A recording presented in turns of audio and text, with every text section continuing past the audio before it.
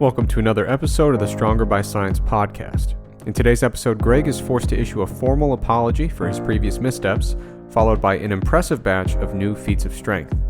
Then we discuss plenty of new research related to fructose ingestion, knee sleeves, and a variety of factors that may make weight loss harder or easier for certain individuals.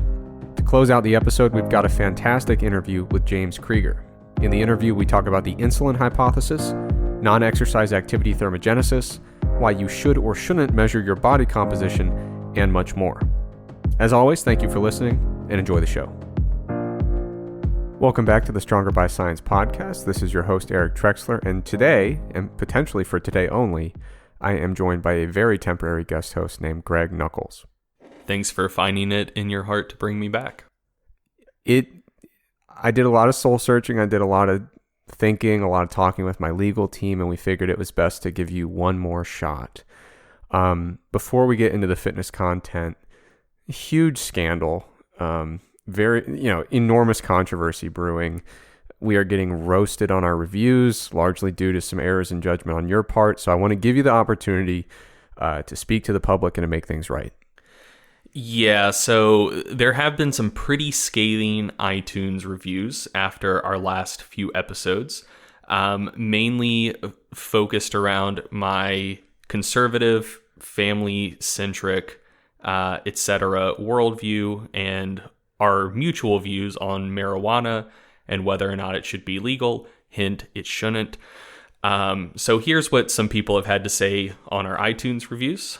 So, direct quote, "Came for some solid science, but in the first 10 minutes, they went full, the government knows best on marijuana laws, parentheses, in spite of co-host being a fan of craft beers. Remember prohibition? Close parentheses. And followed it with, we're a Christian nation, and if you don't love Jesus, get out." I will say that's actually a misquote, just to stick up for myself. I said something similar, but not exactly that. I don't remember. Well, that's a strong defense, Greg. Got him. Type comment. Thanks for getting the BS out early. I guess I only wasted 10 minutes. Won't ever read or listen again. So, cool. Someone else said, honestly, I love the science-based values you guys provide. However, on the latest rant about the cannabis issue and the whole bullshit Christian views, we had to unsubscribe with 1 star. Would have thought science-based individuals would use critical thinking about Christianity and government a bit better. Nope, both of you are pretty reformed? I think that's supposed to be uninformed. Are both pretty reformed and ignorant to the two entities that actually control the mass. I assume that's masses. One being government, the other used as a tool for restraint. And finally... Well, if I could interject, if they're suggesting that, I think they're talking about Mass, the monthly research review. I think they're suggesting that we are just kind of puppets. Or maybe Mass, the thing which one would cultivate. I don't know. I mean, there's multiple layers to that review. I think this person's saying that we need more government and religion to get big. Probably. I mean, yeah. We recently ran the episode with Ben Pollock talking about the roots of physical culture in the West being muscular Christianity. Mm-hmm. Maybe this guy's just a physical culture enthusiast. Might be. Anyway, last review, short and sweet. Weed is one thing, but statement, if you have a problem with the laws of this country, you have a problem with Jesus. That's actually what I said. So this reminded me. I didn't say if you don't love Jesus, get out. I said if you have a problem with the laws, you have a problem with Jesus. Get out may have been implied, but it wasn't directly stated. Yeah. Anyway, this person says that statement is ignorant and culturally incompetent. So just to address all of this, I could get defensive, and I feel like I would be very much within my rights to do so, because this is yet another example of conservative opinions being censored.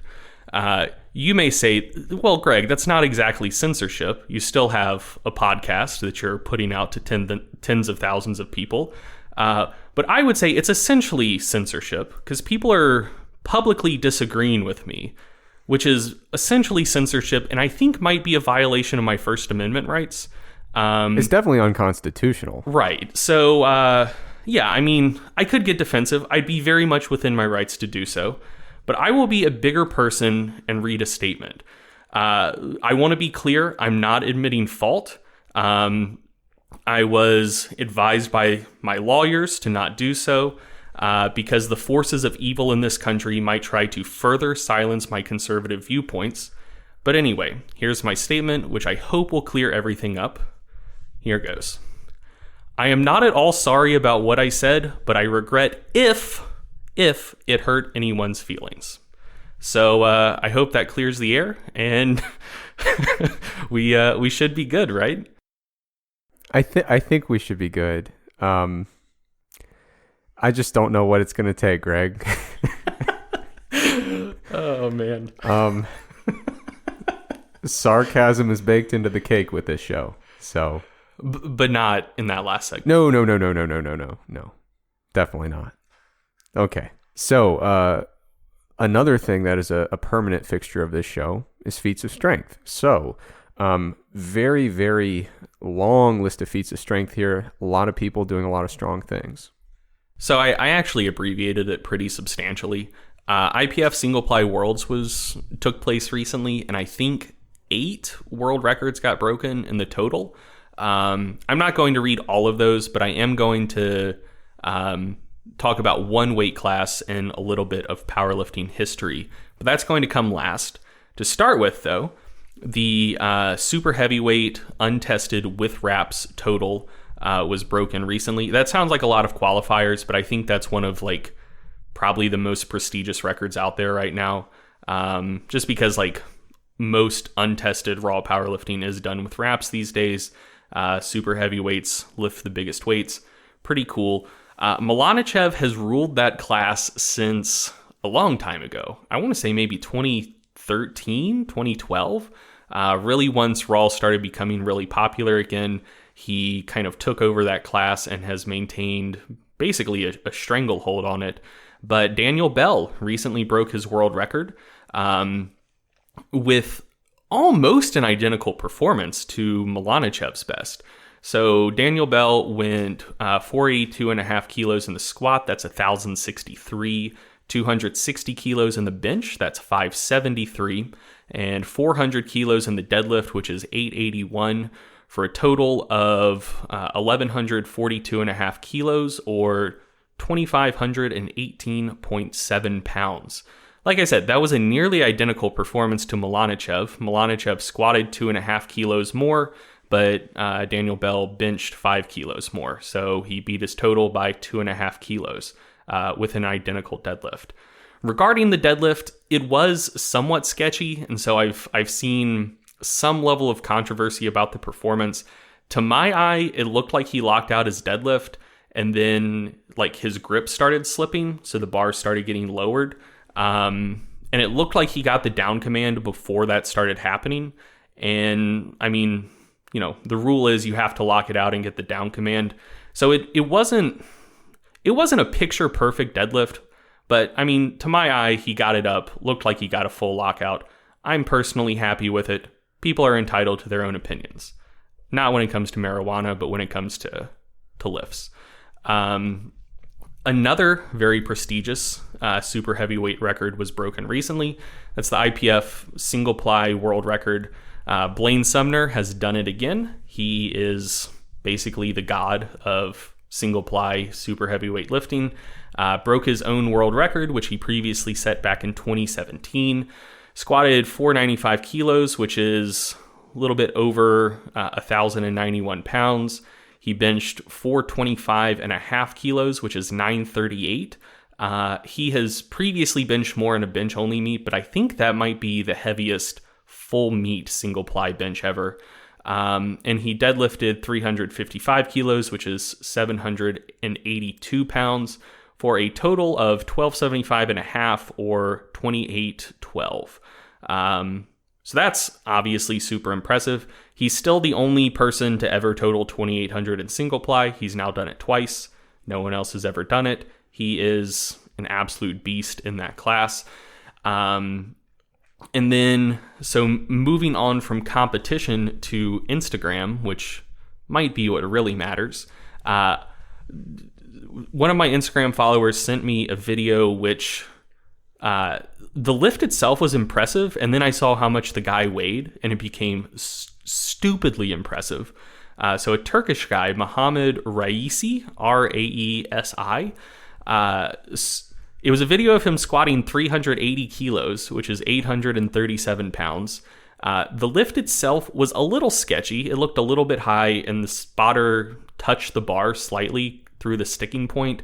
It looked like it was going to go up anyways, but like crazy heavy squat, little bit sketchy. His previous video was a really clean 365 kilo squat, which is 805. Clean, looked to be convincingly to depth.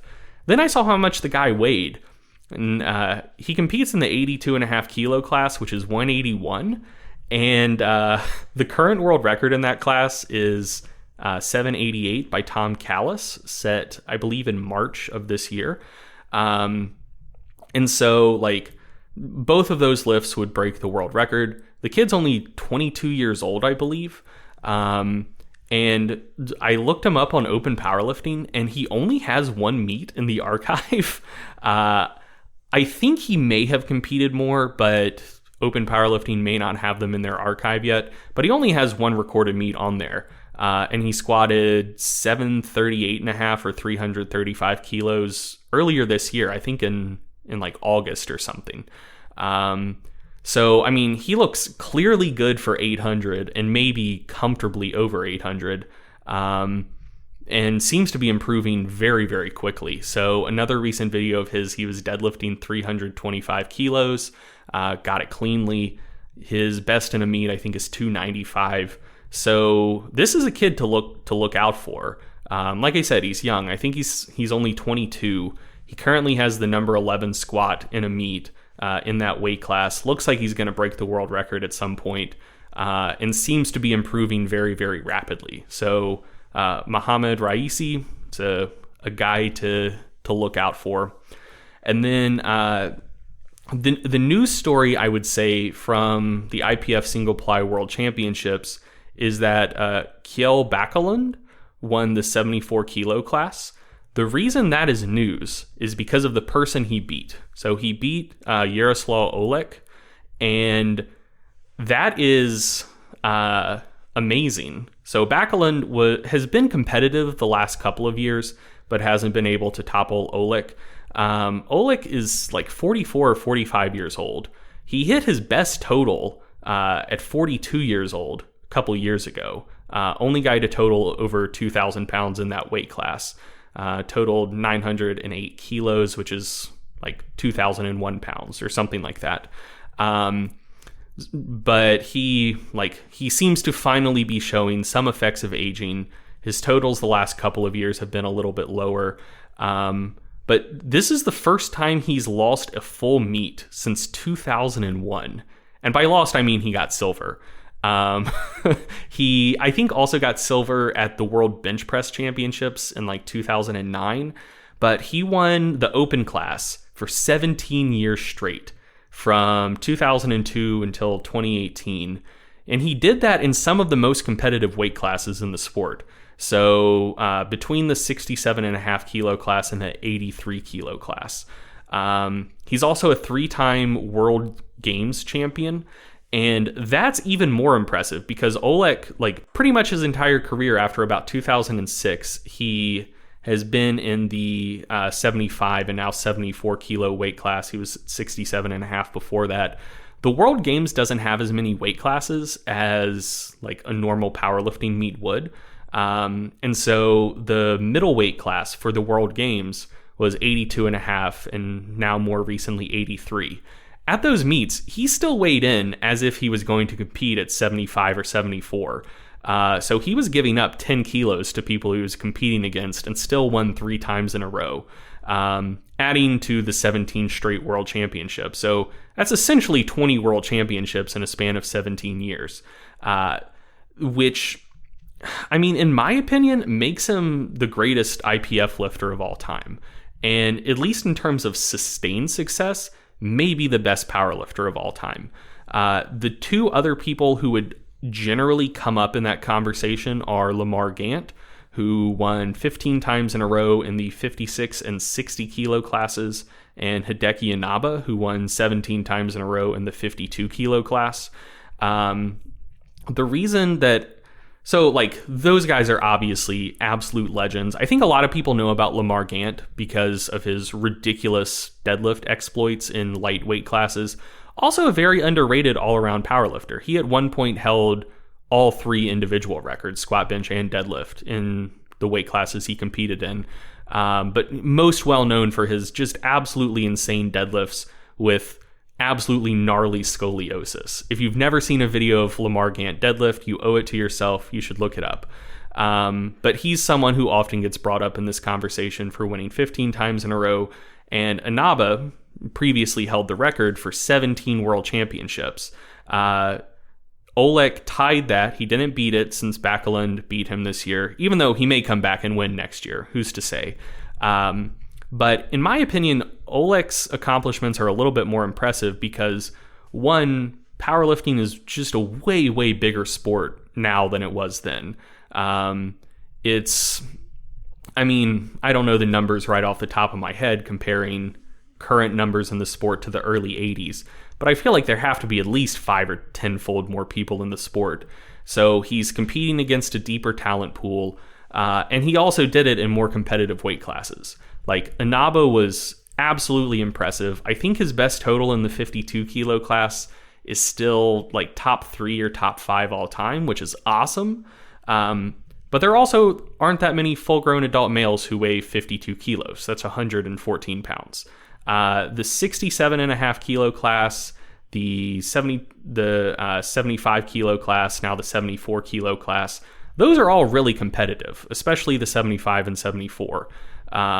So Oleg won 17 times straight against, a deeper talent pool and in a more competitive weight class. So not to take anything away from those other guys, but in my opinion, Oleg is probably the best single-ply lifter ever, at least in terms of sustained success.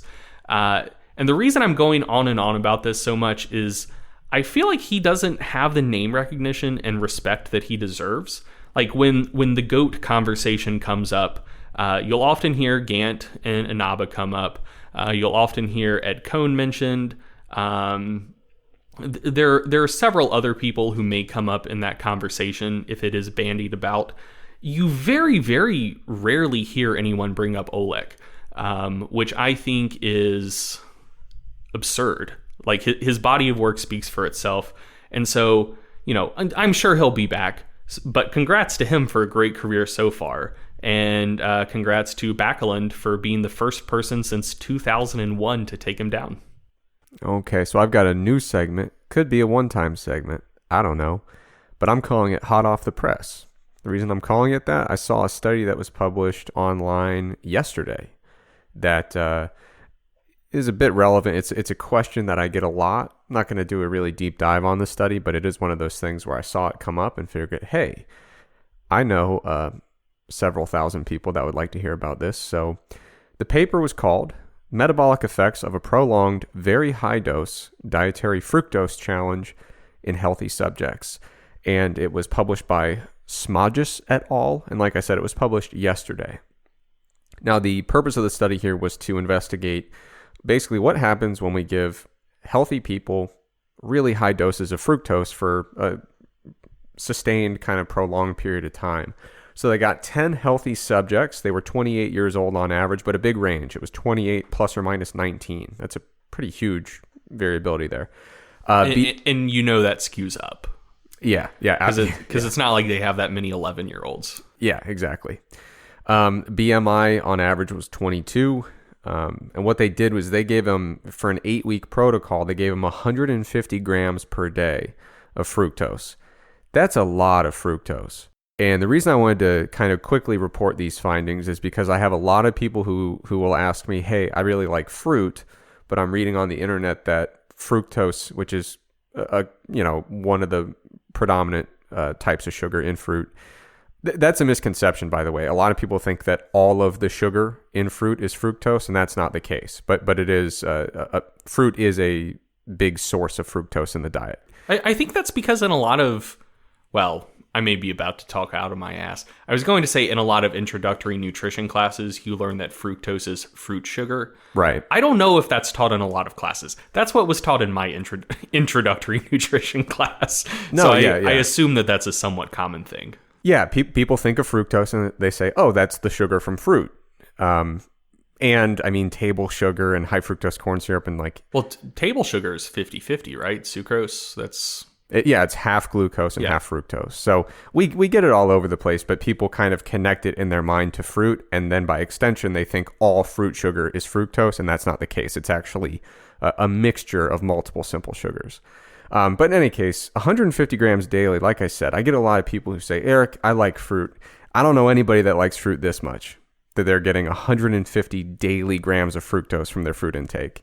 Unless like Durian Rider or Freely the Banana Girl are listening to us. Exactly, yeah. I mean, and if so, what's up? Yeah, I'd love to have you. No, but so could you do it? Sure. But the question would be why, So in any case, what I really like about this is, it's a controlled intervention where they really are pushing pretty much the higher limit that you would even consider like feasibly obtaining in a diet unless you're trying to prove a point, basically. What they found, like I said, it was an 8-week intervention. The people who they gave them this high fructose intake, what they did was they saw that there was lower intake of other dietary sugars to kind of compensate for that. Not intentionally, but it's just kind of what happened. And they did not really increase their total daily energy intake in response to this intervention. They basically just kind of shifted their calories around to accommodate it. What they found was that ectopic lipid deposition and postprandial glycogen storage in the liver and skeletal muscle were not altered. They found that this 8-week intervention of very high fructose intake was not associated with any meaningful adverse metabolic consequences. So the big thing to keep in mind here is that these people were at a pretty stable energy intake. They didn't see a huge increase in total calories. Body weight was slightly reduced, but not to a major degree over the course of the intervention. But basically what this study shows in a nutshell is if you're a young, metabolically healthy person who is controlling your overall energy intake and maintaining your body weight at a relatively stable spot, fructose intakes even up to this really high number of 150 grams a day, they really don't seem to be as catastrophic as you might believe when it comes to these different metabolic outcomes. So good news for the people who like fruit. And just to put that in perspective, it's not exactly 50-50, but I think high fructose corn syrup in a lot of beverages is like 55-45. So putting those numbers in perspective, I mean, we're talking about like getting nearly 300 grams of sugar per day from soft drinks to match this level of fructose intake. So this is about as high as anyone worried about their health would ever possibly approach, even if they had really high fruit intake. And the takeaway from this study is, as long as you've got all your ducks in a row for your diet, in terms of making sure your energy balance is appropriate, turns out not that bad. It's good to hear. Okay, now Greg, I see in our very carefully constructed outline, the next segment is called only knee sleeve hypothesis. Yeah, we can stick with hot off the press. Okay. Because these are two pretty recent studies. So there was a study recently published. Title is Biomechanical Modeling of Deep Squatting, Effects of the Interface Contact Between Posterior Thigh and Shank by Wu et al. And so essentially what this study was doing is, as the title implies, it was biomechanical modeling. So you take data that you've collected of people squatting, and then you kind of take data of how thick hamstrings and calves tend to be, some tissue properties, and you look and see if someone squats deep, how much are those tissues going to compress against each other, and then how is that going to affect forces on the knee. And so what they found in this modeling work is that contact between your calves and hamstrings when you squat deep reduces patellofemoral and tibiofemoral contact forces in the kind of 40 to 60% range, which is pretty substantial. And so this got me thinking. This got me thinking about knee sleeves. And it got me thinking about knee sleeves because I get a lot of questions about knee sleeves, but there's vanishingly little research about them. I think there might be 2 or 3 papers, including one that was very recently published, which I'll talk about in a second. But yeah, there's a bunch of papers that look at squatting in general, in both healthy populations and populations of people with musculoskeletal disorders. It's probably one of the movements that humans do that is the most heavily studied after, probably walking, running, and jumping. But yeah, a lot of stuff looking at squats in general. And there are a handful of papers looking at knee wraps as well. Not a ton, but kind of 3, 4, maybe 5 papers on knee wraps. But very, very little on knee sleeves. And so when people ask me questions, I can say well, okay, if we think through this logically, here's what I think would probably be happening. But there wasn't really research to point to. And one of the things that you can, I guess, kind of surmise about knee sleeves, just thinking through things logically, is they shouldn't help you in the same way that knee wraps help you. So knee wraps they're super tight and they're elastic. And when you squat down, as the material stretches, it stores elastic energy and it can actually exert a knee extension moment to actively help you stand up out of the bottom of a squat.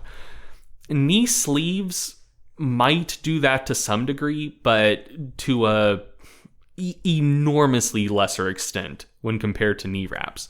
And so when people talk about knee sleeves, they'll often say, maybe it helps my squat a little bit, but really it just helps my knees feel a lot more comfortable when I squat. That's the common thing that people will say. And the hypothesis I've heard to explain that before is, oh, well, it just helps lock in heat. And so it makes the joint warmer. Maybe it kind of helps your synovial fluid be a little warmer and flow a little better or whatever. And maybe that's what is making your knees feel better when you wear knee sleeves to squat. And I never really found that all that convincing, just because blood flow to your legs is going to increase so much just from squatting anyways. So, maybe if you train in a really cold gym and you're only doing really low reps and you're resting 10 minutes between sets, maybe you're not going to have enough blood flow to bring the temperature up in the joint. But otherwise, I feel like you're not going to get that much just heating benefit from sleeves. Or it will probably raise the temperature of the joint a little bit, but it probably wouldn't be necessary. Just exercising would probably bring the temperature up enough to have some sort of functional benefit, if that is kind of where that benefit was coming from. But seeing this recent paper made me think that maybe what's actually going on is knee sleeves also affecting patellofemoral and tibiofemoral contact forces. And I'm primarily interested in the patellofemoral contact forces here because when you look at the forces on the knee joint in the squat, really, if you have healthy knees, for the most part, things should be fine. But there's some research suggesting that the patellofemoral contact forces in the squat are possibly high enough that they could cause degenerative changes to the retropatellar cartilage, which, probably not something everyone needs to be worried about, probably not particularly scary, but something that could potentially be a problem for some people. And so one of the things if you squat with knee sleeves is they do kind of bunch up behind your knees a little bit. And so in effect, they would be adding to kind of what you get from hamstring calf contact. So if the contact between your hamstrings and calves can reduce patellofemoral contact forces, adding knee sleeves into the mix might actually magnify that to further reduce contact forces within the knee joint during deep squats. And so that is now kind of my working hypothesis for why a lot of people just, self-report that their knees feel a lot more comfortable when they squat in sleeves. to me, at least, that seems like a more plausible mechanism than, just the knee sleeves heating the joint up. And there's maybe slight support for that. Really, this is just validating things that people have been subjectively reporting for a long time. But there was another recent study, hot off the presses, called Acute Effects of Knee Wraps/Sleeves on Kinetics, Kinematics, and Muscle Forces During the Barbell Back Squat by Sinclair and colleagues. And in that study, basically they found that wearing sleeves didn't really affect kinematics of the squat to any meaningful degree, which is what you should expect because they aren't actually actively aiding in knee extension really to any meaningful degree. However, perceived comfort and perceived stability were greater when people wore knee sleeves on average than when they squatted without sleeves. And not so much the stability, that's probably just joint compression, but the perceived comfort, that matches what people have been self-reporting for a long time. And like I said, I think that potentially has something to do with reducing patellofemoral contact forces, magnifying what would already naturally be happening just from contact between the hamstrings and calves. Very nice. Yeah, I got to be honest. I'm probably like the last person in the lifting world. I've never actually tried knee sleeves. I had never worn them until, I don't know, maybe last year, 2 years ago. I was never going to buy them. But then SBD and A7 both sent me some free pairs. Thanks, guys. They're both awesome. I like them a lot. The first time I wore them, I hated them. I'm weird about touch, and I don't like things to be sticky, basically. Like that, I think that bothers me a lot more than most people. And so, like, when my knees would sweat when I was wearing sleeves, I really, really just did not dig that feeling. And so the first time I wore sleeves, I don't think I wore them again for like another 2.5 months. But then I was like, I'll give them another shot. People seem to like them. Maybe I just need to get used to them. And like, yeah, it's not a night and day difference. If I forget to bring my sleeves to the gym, I'm not going to catastrophize it. Like, I really don't think they affect my performance at all. But yeah, I mean, they do kind of make my knees feel nice. And I don't have knee pain. Like, I have, to this point in my life, my knees have pretty much been bulletproof, which is nice. Except the time when I was playing football and caught a helmet to the side of my knee and tore my MCL. But otherwise, they've been good in terms of like dealing with lifting stress. But yeah, I'm like, they never hurt, but they do still feel better with sleeves, if that makes sense. Yeah. Now that I think about it, when I was like training for a powerlifting meet, I did wear like I used to wrestle back in the day, and sometimes we'd wear like a cotton sleeve over our knee just to slide on the mat a little easier. I did wear those sometimes when they were just feeling really rusty, especially in the winter. So I don't want to perjure myself on the podcast. I have done that, and there's probably videos of me squatting in them somewhere on the internet. But yeah, for me, I felt like it felt nice to keep them warm. There's no elasticity whatsoever for those kinds of knee sleeves, but they were warm, and I will say they kind of mentally gave me a bit of a crutch. I was like, ooh, look at these reinforced knees that are now squatting, even though realistically it's like there's nothing going on there. Yeah. One of these days I'm going to try it might improve the lateral forces your knee could withstand by 2 newtons. Exactly. Yeah, one of these days I'm going to try the real sleeves, I think. Okay, moving on. I've got a little Research Roundup segment, and our regular listeners will know that the Research Roundup, we talk about a small collection of studies. We give kind of brief overviews rather than doing a super deep dive into any singular study. And I've got a themed Research Roundup here, and the theme is there's a lot of variability when it comes to how easily someone can lose weight. Some people have a tremendous amount of difficulty with their weight loss. Some people find weight loss to be a fairly straightforward and easy process. And I think I find myself in the position that when I try to lose weight, it usually goes quite easily. And I would like to pretend it's because I'm simply better than everyone that struggles with weight loss, but I find that hard to believe. That always kills me when people kind of struggle with the empathy involved there, and they're like, oh, it's easy for me, so how could anyone struggle with this? Well, I've found a collection of studies that help us begin to understand some of the factors that go into variability when it comes to, whether or not you find weight loss to be extremely easy, extremely difficult, or more likely somewhere in between. So on a previous episode, we talked very briefly about a paper by Ortega, Santos, and colleagues. It was called "The Key to Successful Weight Loss on a High-Fiber Diet May Relate," now I'm paraphrasing the title, but it may relate to the gut microbiome Prevotella abundance. I started reading the sentence verbatim, and then I was like, I'm just going to paraphrase this. Okay, the actual title: "The Key to Successful Weight Loss on a High-Fiber Diet May Be in Gut Microbiome Prevotella Abundance." And the idea was, based on your gut microbiome going into the study, that seemed to dictate how successful this high-fiber diet intervention was in terms of weight loss.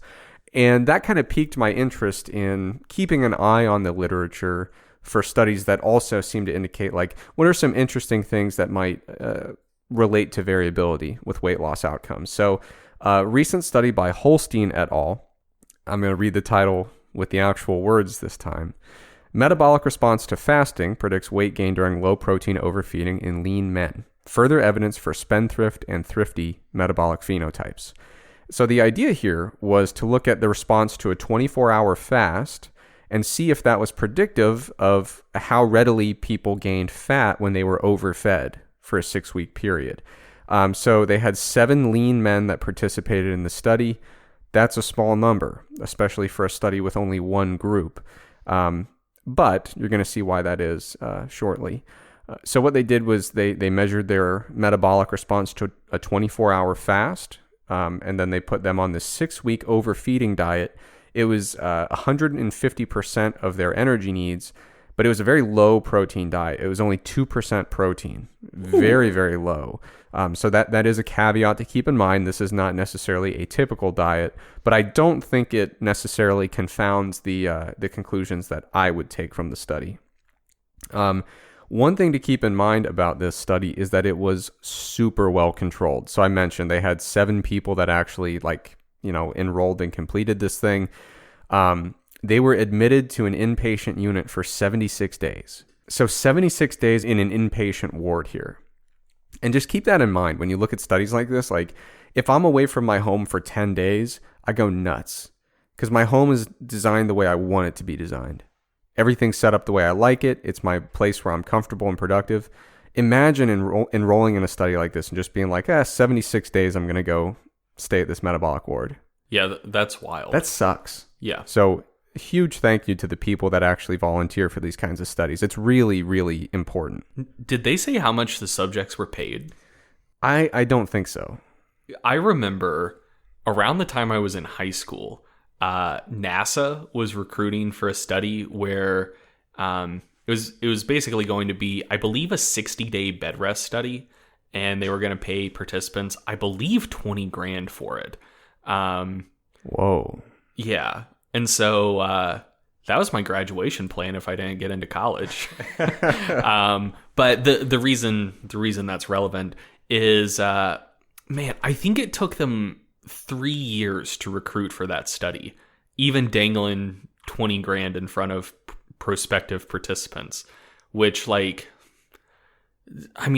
are a lot of people who could really use $20,000 who are unemployed. Mm-hmm. And keep in mind, I graduated in 2010. I first saw the ads in 2009. That's when a lot of people were still out of work after the financial crisis. Big time. And and like I said, I'm pretty sure the study was 60 days. I'm going off of memory. I haven't revisited this since probably 2011, but I want to say it was $20,000 for 60 days, and they had a hell of a time recruiting for it. So, man, they must have had quite the carrot to get people to stay in that metabolic ward for 76 days in this study. Yeah, and I don't recall the number off the top of my head, but I do remember seeing that their enrollment period spanned a number of years. Yeah, they did report that. That makes a lot of sense. Yeah. Which is crazy because, the typical study in exercise science, it's hopefully we can get our recruiting done in 2 months. You know what I mean? Yeah. Now, to measure metabolic rate, they used one of these really cool metabolic chambers. It was like a whole room where they can measure your energy expenditure. They can also measure things like spontaneous physical activity, which they measure using radar sensors. And they can even get really sophisticated indices of your sleeping metabolic rate and distinguish that from your waking metabolic rate. So this was the type of study where it was just absolutely incredibly well controlled. They spared no expense. So the data are really quite reliable. Obviously, the trade-off is the small sample size. They even went so far, the participants were videotaped daily while they ate their meals. And then they reviewed the videotapes to make sure that they consumed exactly what they were supposed to.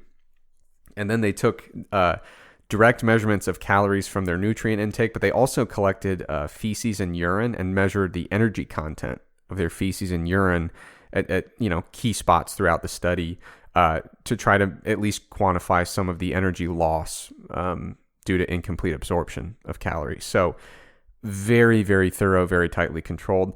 The results of the study, during the 24-hour fast, total daily energy expenditure on average decreased by about 160 calories per day. During the overfeeding period, they gained on average 3.8 kilograms, but the really interesting findings here were in the correlations. Okay, so what they found was some people, relative to the average, had smaller reductions in energy expenditure during fasting. So basically, when they were exposed to fasting, their energy expenditure didn't drop as much as the others. And those are the same people that had less weight gain during the overfeeding period. So they were less able to kind of downregulate energy expenditure during the famine or the fasting period, but they were also less able to store a bunch of energy during the feasting period or the overfeeding. So these people are pretty well equipped to successfully lose weight. When they go on a weight loss diet, they don't see, a large degree of metabolic adaptation to slow them down. And when they try to overfeed, they're generally unsuccessful if they're trying to, intentionally put on weight. So if you're someone who, we talked about this last episode, considers yourself a hard gainer, this might be the phenotype that describes your general metabolic activity. So you might do really well when you try to lose weight and you find it to be fairly easy, not a lot of friction there. But when you try to overfeed to intentionally gain weight, your body might really ramp up its metabolic rate and make it difficult for you to lose or to gain weight when you're trying to.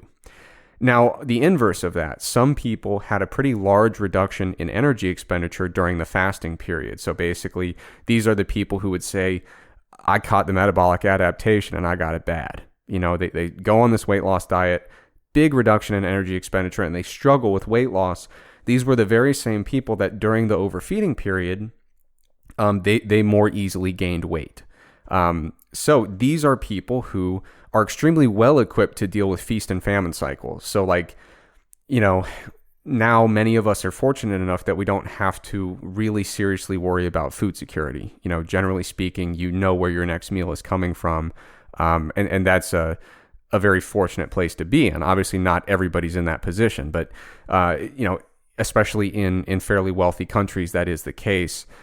But, if we think back to a time where having good, stable food security was just simply not realistic, before supermarkets and grocery stores and stuff, these people would have been, with this particular phenotype, would have been set up really well. When food is not available, they just downregulate their energy expenditure.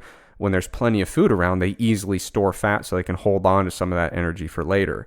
So these are people who are probably likely to struggle with weight loss and say, I don't know, I did reduce my calories, but it's not working as well as I thought it would.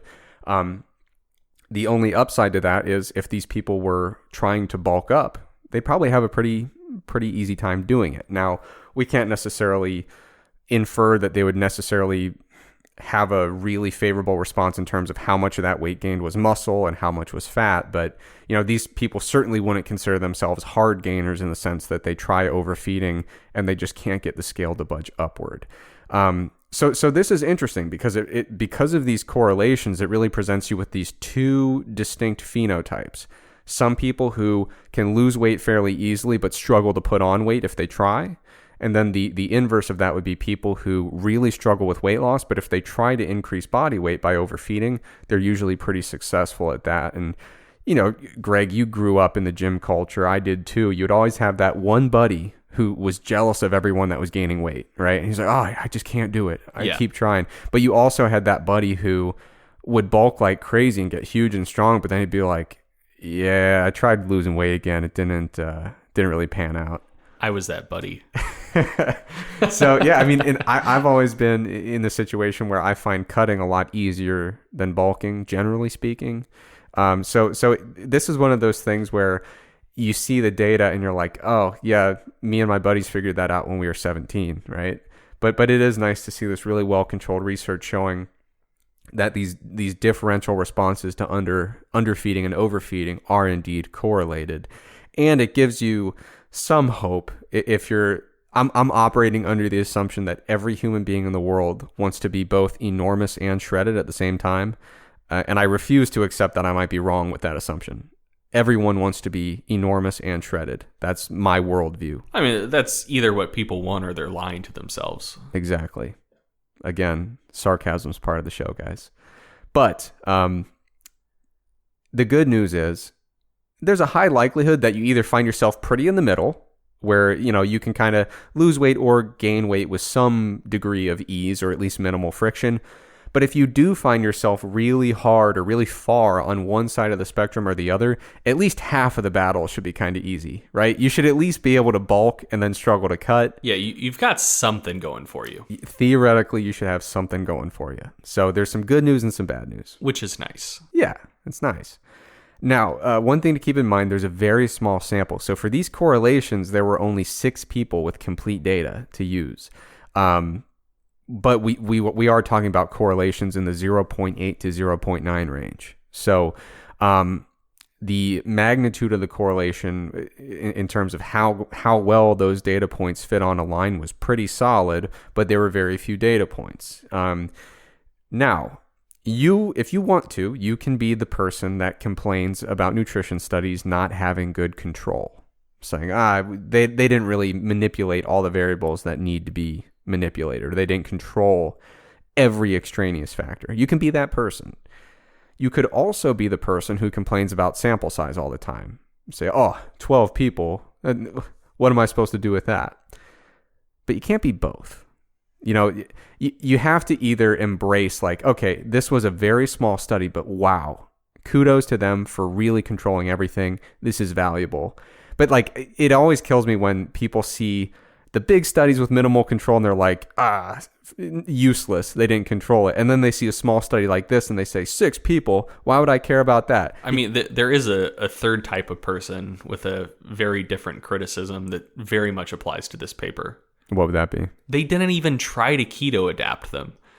And if they did, 76 days isn't anywhere near long enough. Yeah, that is the third group, and you're just trying to completely submerge the podcast. We've done 2 enormous segments on keto, and we've always presented very fair viewpoints on it, and you choose to come in with a cheap shot like that and just invert the entire operation. I mean, I'm assuming those people don't listen to our show. Yeah, probably not. But this is just one more thing to add to the Greg Nuckols apology list. Greg is going to we're going to have the lawyers draft up another statement for him to read on the next show, maybe. I will repeat my previous statement. I'm not at all sorry about what I said, but I regret, and this is the key word, if it hurt anyone's feelings. Correct. No fault admitted. So the thing I would implore readers to do is when you see a study, don't just immediately say, unless there's 300 subjects that all lived in a metabolic ward for 6 months, I'm not interested. You gotta give some, you gotta budge a little bit in one direction or the other. So I think this is a great example of a study where we said, you know what, sample size is small. Big deal. We're going to control everything tightly and get some really solid observations. And I think it's a really valuable study for that. So that was just one of the studies I wanted to discuss. Like I said, the other ones I'm going to speak about in a little bit less detail. And the reason for that is because I'm about to very cautiously tiptoe outside of what I would consider my area of expertise. And the further I get away from that area, the less I generally speak. So I'm going to wade into waters in which I do not belong and very cautiously share some results. So, recent study by Buckland et al. The study is called Women with a Low Satiety Phenotype Show Impaired Appetite Control and Greater Resistance to Weight Loss. And so for this study, obviously the sample was all women, and they looked at something called a satiety quotient. And there are a few different ways to operationally define satiety quotient, but the general idea is they are quantifying the degree to which individuals feel sated or satisfied in response to a meal. So they'll see before a meal, how hungry are you, or what is your motivation to eat right now in a numerical scale. They'll give a standardized meal, they'll measure it afterward, and they're basically saying who really has a big impact in their motivation to eat in response to this meal. And some people with a high satiety phenotype, they eat a meal, they're totally satisfied, low motivation to eat afterwards. Some people, they're a low satiety phenotype. Even after that meal, they're like, yeah, I'll eat more. It just doesn't really move the needle the way you'd want it to. Okay, so the thing to keep in mind here is they divided them into low and high satiety phenotypes in terms of grouping. And what they did was, like I said, this is a continuous type of variable, and they basically just kind of split the group. So we've talked in the past about how that is an approach people use that in many cases can be limited, when you have a continuous variable and you chop it into a couple groups. But nonetheless, there are some instances where it does make the interpretation a lot easier. What they found with this study, to kind of put it all in a nutshell, the results indicated that people with the low satiety phenotype actually experienced less weight loss during an ad libitum weight loss program. So there are these, they could have been put on one of two weight loss programs spanning about 14 weeks. And what they found was whether or not you were in the low or high satiety phenotype designation actually was relatively predictive of how successful you would be on that future weight loss attempt. And so this is a pretty intuitive finding, but it is one of those things where we can bring people in the lab and measure some of these things that can be predictive of, how well is this weight loss attempt likely to go. And so this isn't by any means a jaw-dropping revelation in terms of the outcome, but it is interesting to see in laboratory environments that we can see this type of variability with responses to similar weight loss programs. That actually makes a lot of sense. I'm blanking on the name of it. I just remembered. So there is a gene that people colloquially refer to as the fat gene, FTO.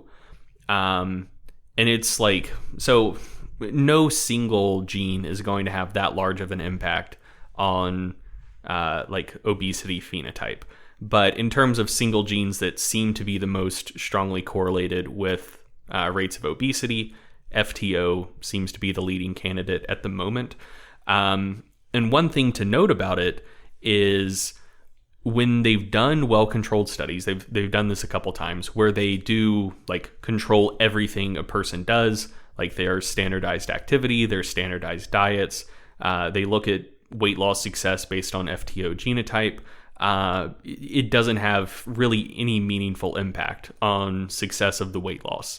But in like ad libitum, just free living environments, people with that particular genotype do tend to wind up several kilos heavier. And it does seem to have a lot to do with hunger and satiety. So essentially, it doesn't really affect metabolism. Like, if you were a robot and could, stick to a plan 100%, that particular genotype wouldn't really have any meaningful impact. But it does seem to impact over time people's choices and behaviors because of the degree to which it impacts hunger and satiety. So that very much ties in with this study. Definitely. Yeah. And the next study I'm going to talk about kind of adds another wrinkle to this. So the next study is by Yoakum and Spice. Yoakum and Stice with a T. I said spice because makes everything nice. I'm thinking food. This is a long title. Bear with me. It's called Weight Gain is Associated with Changes in Neural Response to Palatable Food Tastes Varying in Sugar and Fat and Palatable Food Images, a Repeated Measures fMRI Study. I feel like they needed to workshop that one a little bit. It's too long. I got sidetracked in the middle of it. But anyway, that's what the title is if you want to look it up. So the idea here is they did a baseline fMRI, and then they repeated that 2 or 3 years later.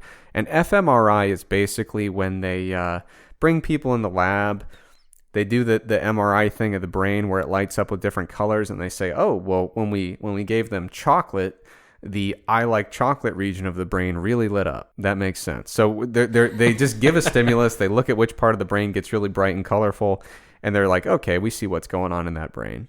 That's pretty much the general principle.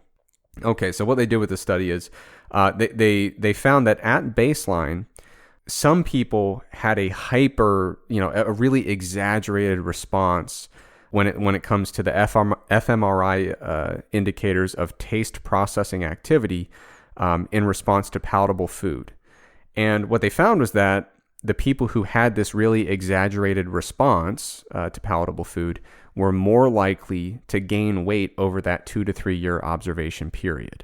So the idea was, it was essentially looked to be a predisposing factor, where the people who had these really big increases in this taste processing activity, a really exaggerated response to good tasting, very palatable food, that seemed to be predictive of weight gain over that 2 to 3 year period. Now they did repeat the fMRI stuff after that period, and they found that after weight gain, that responsivity decreased. So it wasn't quite as exaggerated after that weight gain occurred. So, like I said, I try not to talk as much when I start venturing outside of my area of expertise. You might infer based on my description of how fMRI works. This isn't really my thing. But, you see that this hyper responsiveness kind of gets toned down after the weight loss. It was predictive of the weight loss, but kind of levels off after a while. I can't help but wonder if that's a good or a bad thing. Just speculating. So I could see you saying, okay, well, now that you've gained the weight, maybe these palatable foods are no longer novel. And so your brain response to that isn't quite as exaggerated. Like during that weight gain process, you probably had exposure to plenty of palatable foods, one would imagine. And now you've kind of chilled out and kind of plateaued and been like, yeah, it's not as special as it used to be. But I also wonder if it might possibly be a driver to kind of seek that rewarding experience even more, where you're like, man, having those palatable foods doesn't really give me that response I used to get. Maybe I'll have more of them or go for even more palatable food combinations. I really don't know what to make of that. This is just me recklessly speculating. Yeah, I mean, it could be a lot like the number one gateway drug, marijuana. I mean, first you do one toke and it makes you feel good, and then next thing you know, you have to inject 3 whole lines of marijuana to get the same high. And you move on to the harder stuff. It could be very similar to that. I'm going to be so upset if there's someone out there who still thinks that you're like a staunch, anti-marijuana crusader. I'm going to be so upset. Moving on, I think I have one more. They're not going to make it this far in the show. No, yeah, they're done. They've already They unsubscribed 2 episodes ago. Yeah, and crushed us on the internet, and now the internet algorithm overlords are going to just exile us to the most isolated corner of the internet. I think that's how reviews work, right? I think so. Yeah. Okay, last study to talk about in this research roundup is by Klatskin et al. It says, negative affect is associated with increased stress eating for women with high perceived life stress. So negative affect, it's a personality variable that involves the experience of negative emotions and poor self-concept. And negative affectivity could describe a variety of negative emotions, including anger, contempt, disgust, guilt, fear, and nervousness. So what they found in this study, again, this is one of those outcomes that's relatively unsurprising. It kind of passes that face validity test of like, yeah, that's pretty intuitive. But what they found was in women with perceived life stress, negative affect was predictive of stress eating. And they're thinking that might be because there are greater drops in negative affect after stress eating for women who have high perceived life stress. So they stress eat basically as like a coping mechanism, and they say, yeah, that I feel a little bit better now. The problem there is that higher perceived life stress predicted greater emotional relief upon stress eating. So it might reinforce that idea, like a learned association in these people with high perceived life stress. Okay, when I get stressed or have negative affect, I'm going to go do some stress eating. That's going to make me feel better. And they kind of learn that feedback loop and are more likely to potentially repeat it. And so the authors indicated that the results might help to explain why there is greater stress eating and greater obesity in women who tend to have higher perceived life stress. The idea that it reinforces this behavior of, I have perceived life stress. When I have negative affect or negative emotions, I lean on stress eating. It gives me kind of a short-term reward sensation. That's kind of a self-perpetuating loop that predisposes one to obesity. Yeah, I've seen kind of that similar idea posited as a potential link between poverty and obesity, which, I mean, that's plausible as hell. Very much so. So, like I said, once I start getting into more behavioral stuff, I try to speak less just to make sure I'm not being an idiot. But when we look at the collective literature when it comes to things that affect weight loss variability, and this is an incomplete list for sure, but some of the things that might predispose one to either have very low friction during a weight loss attempt or, very high friction and a lot of difficulty. It could relate to your metabolic phenotype. Do you, really abruptly adapt to low caloric intake as a means of preserving fat mass? Some people do, some people not quite as much. It could relate, the study that I mentioned from a previous episode, it could relate to your gut microbiome. There seems to be some influence of that with certain types of diet interventions. It could relate to your subjective satiety response to eating, so those satiety phenotypes that we talked about. It could relate to neurobiological factors related to reward sensations. So that study where people who had this really big kind of pleasurable brain activity in response to palatable foods seemed to be predictive of weight gain. It could be related to perceived life stress and the propensity that one might have to resort to stress eating as a means of dealing with negative affect within the context of life stressors. Could relate to sleep, which we've talked about several times before on the podcast. General principle here is pretty complicated. So whether you're trying to lose weight or whether you work with people who might be trying to lose weight, it's really important to keep that in mind. And I think a lot of people, I think one of the unfortunate things about this like evidence-based fitness thing that seems to be really popular right now, generally on the whole, it's a good thing, but I think a lot of people have adopted a very oversimplified view of weight loss, which is you give everyone a pretty predictable number of calories and proportion of different macronutrients, and it will work. And if it doesn't work, they're lying about their adherence. I think if we're going to take an evidence-based approach to weight loss or any change in body composition, we have to review all the evidence, including all these other factors that might predispose one to either have better or worse adherence, have a better or worse time while adhering, and then things that could actually affect the physiology of exactly how low or how high the calories need to be.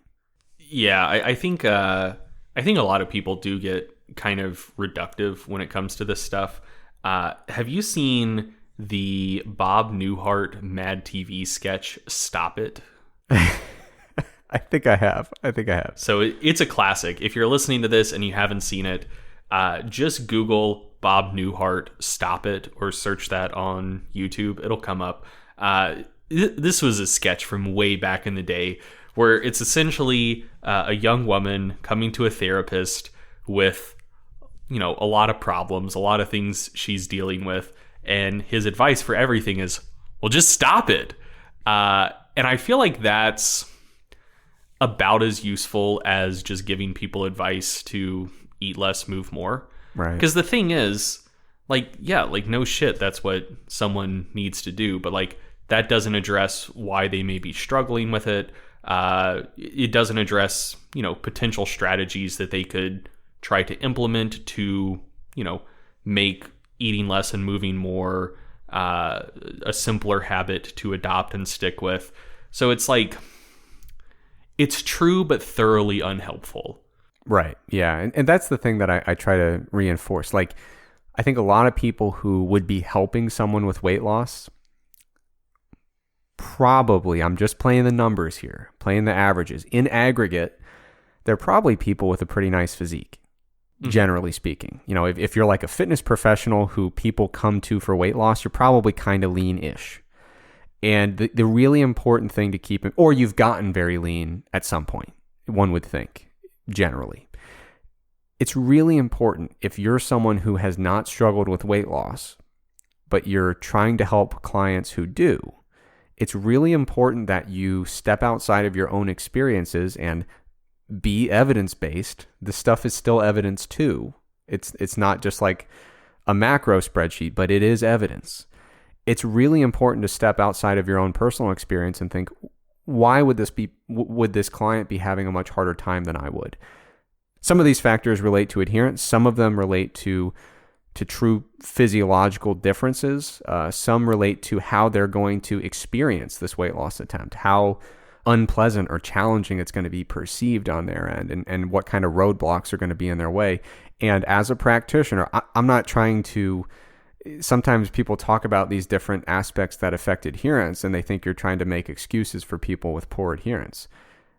That's really not what the conversation should be about. If you're a practitioner, the whole point is, what are our challenges and what are the strategies? These are some of the challenges, and these are things that are going to vary widely. So when you've got those clients that are really struggling, keep this evidence in mind and start to think about, well, these are some of the potential roadblocks we might be dealing with. What are some strategies to help navigate these?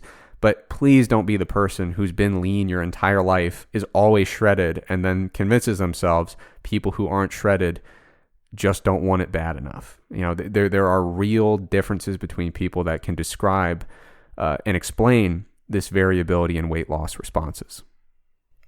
I mean, yeah, that may also not be untrue. Like, they just don't want it bad enough. Because the thing is, so I'm speaking as someone who has always struggled with my weight. And like, one time in my life when I was dealing with a tremendous amount of just like self-loathing, I was like, I want to be lean. I wanted it really bad. And I lost like 60 pounds in 4 months. And like, the thing is, I think virtually everyone, if you said like, hey, I took your family hostage and I'm going to kill them in 3 months unless you lose 30 pounds, I think virtually everyone could get it done. But then the question is like, is it reasonable to expect someone to want it that bad? And are you going to judge them if they don't? Because like, if let's say you're a professional bodybuilder and you're one of like the 5 professional bodybuilders in the world who actually makes their income off of competition winnings, then like, yeah, there's a very clear reason why someone would want it really bad. But, someone who has a busy life and like fitness is just kind of a hobby for them and they want to lose some weight, but like, it's not a life or death situation. There's not a tremendous amount of money on the line if they are able to get lean or not. Then the general strategy of, well, you just got to want it bad enough. It's like they're clearly struggling because like, the amount to which it rationally matters to them doesn't kind of comport with how much it would suck to achieve what they want to, given the strategies they have. So like your job as a coach is to make it to where like the amount of willpower that they rationally have and the amount that they rationally want it can kind of match up better with the amount of effort they have to put into it via the strategies that you give them. It's a very important clarification. If weight loss is the goal, obviously you can willpower your way as far as you want to go. If you just said, all right, it's chicken and spinach from here on out, we're going to go on 800 calories a day. Carry that in perpetuity, you're going to get very lean and probably not be healthy. You're probably going to run into a lot of issues. But absolutely, yeah. I mean, you could, if you wanted it bad enough, obviously, you could make your life absolutely miserable and just go for it. You know, I mean, no one is immune to starvation. So you could take as extreme approach as you wanted, and it's the calories in and the calories out still work. But that's a very important clarification. What I'm indicating is, you know, you've got one client who runs into a lot of roadblocks. It's important to consider what might be the predisposing factors that are causing these roadblocks to come up. It's just going to make you a better practitioner for like you said, getting them where, you know, taking the amount of willpower and dedication they have toward that goal and maximizing how we apply strategies to get as much out of that as we can. And yeah, if you've got a client who this is absolutely the only priority in their life and they're willing to do anything, they're going to get lean. It will work. But the real trick is when you've got that client who is struggling with a variety of different barriers and you're like, I just can't figure out what is making this so hard for them. That's where this evidence comes into play. You know, how do they respond to palatable foods? What can we do about that? Do we have to maybe consider the fact that maybe those palatable foods are not going to be part of your low calorie diet plan? Some people can get those treats in there and it's fine. Other people, it just causes them to overeat excessively. You know, the cliche one is peanut butter. Some people, when they're dieting, there's just no peanut butter in the house. And that's just the way it goes, you know. But some people can just have a little bit and still maintain a low calorie diet, and it's fine. So it's a very good clarification. I don't want to discount how important it is to have the focus and the willpower to focus in on the goal and make it happen. But as a practitioner, all this evidence here about these different predisposing factors, it's just more tools in the toolbox that are going to help you get more clients to reach the goals they're interested in. Yeah, and it's kind of the same type of thing, like just the observation, oh, you don't want it bad enough, while true, may also not be useful. Correct. Because like just telling someone that isn't going to make them want it more, you know? Right. Definitely. Okay. That just about does it for today's episode. But as always, we need something to play us out. So Greg, I had the tremendous pleasure of being a guest at your Thanksgiving.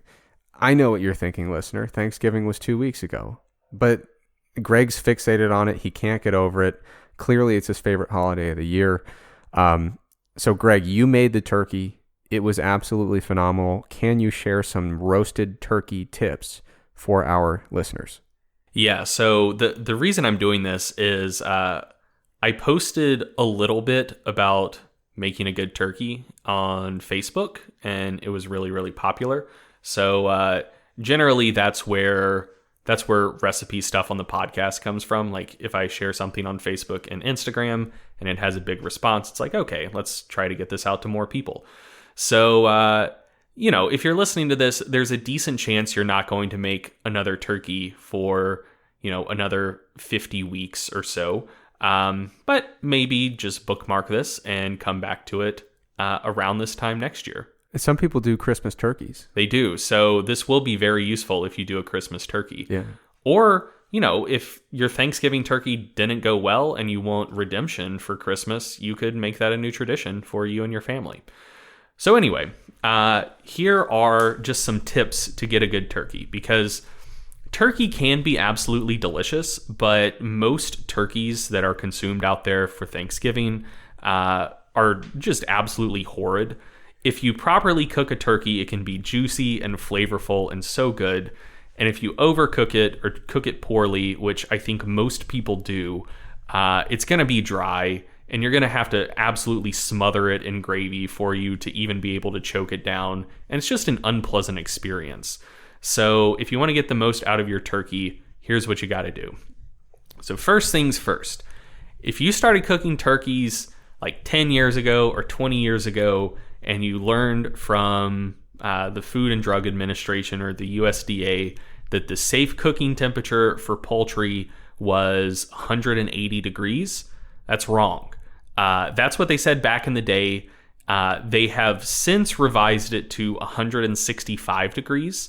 if you cook it low and slow, so pasteurizing food is both a matter of time and temperature. So essentially, like the temperature that they say this is safe is the temperature at which if the meat peaks above that temperature for an instant, all of the bacteria are dead. If you hold it at a slightly lower temperature for a slightly longer period of time, that will also accomplish pasteurization. So realistically, if you go low and slow cooking your bird, you could probably eat it at like 155, 160. But 165, that is the number that is absolutely going to be safe. That's what the FDA has revised it to, and that will still give you a juicy, delicious bird. So in addition to the cooking temperature, some things to keep in mind. One, I would strongly recommend you brine your turkey. So what that's going to do is it's going to help you get some salt into the meat, just so it's a little bit more flavorful. And it is also going to help break down the proteins. So as the proteins break down, as you cook, those proteins are going to hold on to a little more water, and it's just going to make the meat softer and more tender in general. So as far as brining goes, you can either go with a wet brine or a dry brine. I personally tend to dry brine steaks and wet brine turkeys. So a wet brine is essentially you make a saltwater solution and you submerge the piece of meat in that and just let it hang out at least overnight, but 2 days is probably better. Dry brine is essentially you would like put the bird on a roasting rack and just cover it pretty heavily in salt and just let it rest, again, at least overnight. That's initially going to draw some water out of the meat and then draw the then salted water back into the meat. I've heard from people that dry brining turkey works well. I only cook one turkey a year, and I've always had great success with wet brining, and so I'm not going to like risk my yearly turkey dry brining because I know wet brining works well. If you go the wet brining route, I would recommend a 2 to 3% solution. So essentially for every liter of water you use, you'd want to have 20 to 30 grams of salt dissolved in that water. That's going to give you enough salt in the meat to accomplish what you want it to do without just making it overly unpleasantly salty. So yeah, start by brining the meat, either wet or dry. I'd personally recommend wet because that's what I've had success with. Next thing you're going to want to do, and this one's going to sound weird, but trust me, it's great. You want to spatchcock your bird. Spatchcocking is a just kind of neat term for removing the spine. You're going to have a lot more success with that with a very sharp, ideally well-made pair of kitchen shears than you will a knife. If you have a really, really sharp knife, you could probably spatchcock with a knife. I wouldn't recommend it. I'd recommend using kitchen shears. It's trivially easy to spatchcock a chicken. With a turkey, since the bones are thicker, it does take a little more elbow grease, but it's worth it. So once you remove the spine, you can kind of cut down the middle of the breast from the inside to get the turkey to lay flat. And what that's going to do is, one, it's going to help the bird cook faster because it doesn't have the cavity inside that like is kind of a heat sink. So it helps it cook faster. It also helps it cook a lot more evenly. So if you're roasting in an oven, you don't have the top of the bird that's more exposed to the heating element and the bottom that is like kind of insulated to some degree.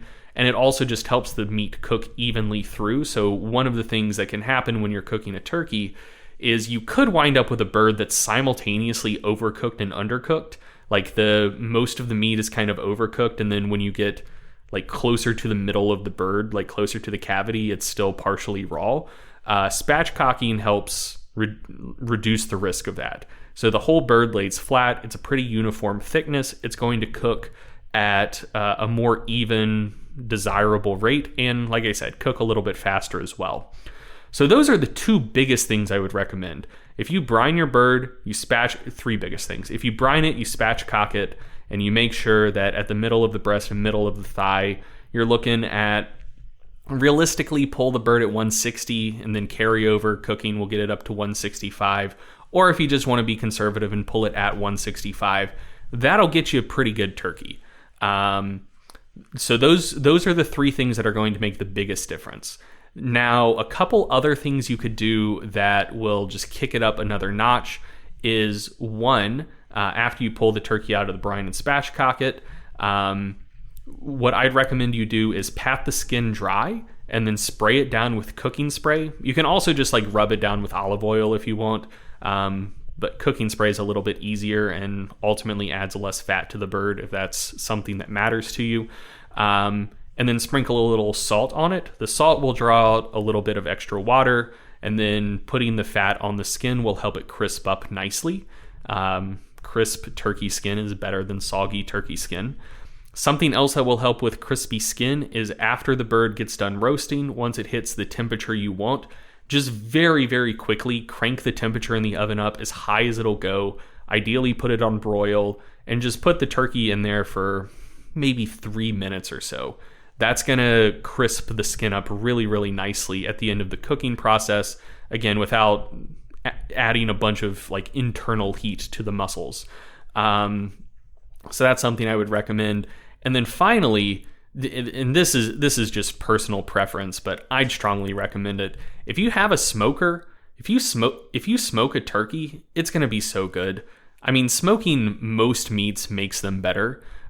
Turkey itself is on the blander end of birds. So I don't think turkey meat is just inherently quite as bland as chicken, but it is more bland than most other birds. Getting some salt in the meat from brining will help with that, but getting a nice layer of smoke on the outside is its choice. So I would strongly recommend smoking your bird if you do have access to a smoker.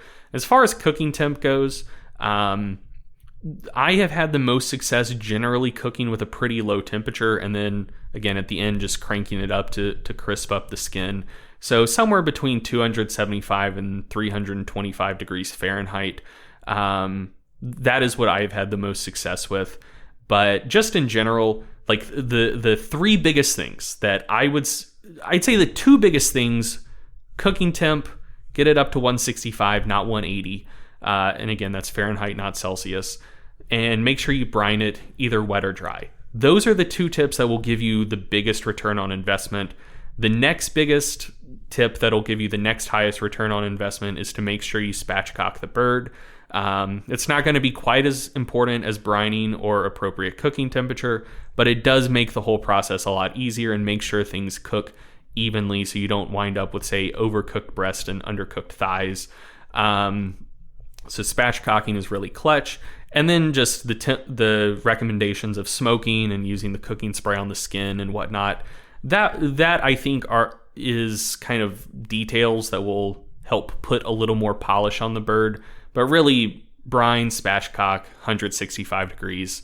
That's where the money is. And I can confirm it was very, very good. So in about 50 weeks, be sure to check back into this episode. Or if you want to give it a shot for a holiday turkey this year, go for it. And there's probably some transferable skills here when it comes to cooking any kind of poultry, I would imagine. Oh, yeah. Spatchcocked roasted chicken, tremendous. If you like chicken and you don't mind spending a little bit more time prepping it, I think we've talked about this on the show before, actually. Brine the chicken, spatchcock it, cook it nice and slow. It's absolutely delicious. And even if you're trying to go macro friendly and you pick the skin off, the underlying meat is still going to be very delicious and flavorful. Yeah, and so that's an alternative. If you don't want to do, I usually go with like a crock pot turkey for Thanksgiving, but this is a different direction if you want to make sure your Thanksgiving turkey is a little bit more special. Like a crock pot, boneless, skinless turkey breast, right? Yeah, several of them, and I put in some chicken broth, and about 8 hours on the low setting would do it. Oh, just one tiny little thing to add. Another further benefit of spatchcocking your turkey is you can make sure you have fresh turkey gravy. So one of the drawbacks of Thanksgiving in general is if you want to have fresh gravy to go with everything, it's tough unless you made turkey stock from your turkey last year that you saved in the freezer, because you make stock from the carcass of an animal that has been picked, And you don't get that from the turkey you roast for Thanksgiving until you have cooked it already. And you're probably not going to start the turkey making process or the gravy making process until you've already completely cooked and picked your turkey. So a benefit of spatchcocking is then you have the neck that came with the turkey, and then also the spine, which has a lot of tendons and ligaments attached to it, a lot of collagen. So while your turkey is cooking, you can cut that spine up, put it in a stock pot, and make fresh turkey stock while your turkey is roasting. So you can have fresh turkey stock to make gravy with there on the day, which is pretty cool. Very cool indeed. That just about does it for this week's episode, but we still have a fantastic interview. We had James Krieger on, and we talked to James a little bit about the insulin hypothesis, non-exercise activity thermogenesis, various types of body composition measurement, and then we just kind of had a general conversation about research and statistics in exercise science. So James is a good friend of both of ours. It's a really terrific interview. Make sure you hang on and listen to that on the other end of the music.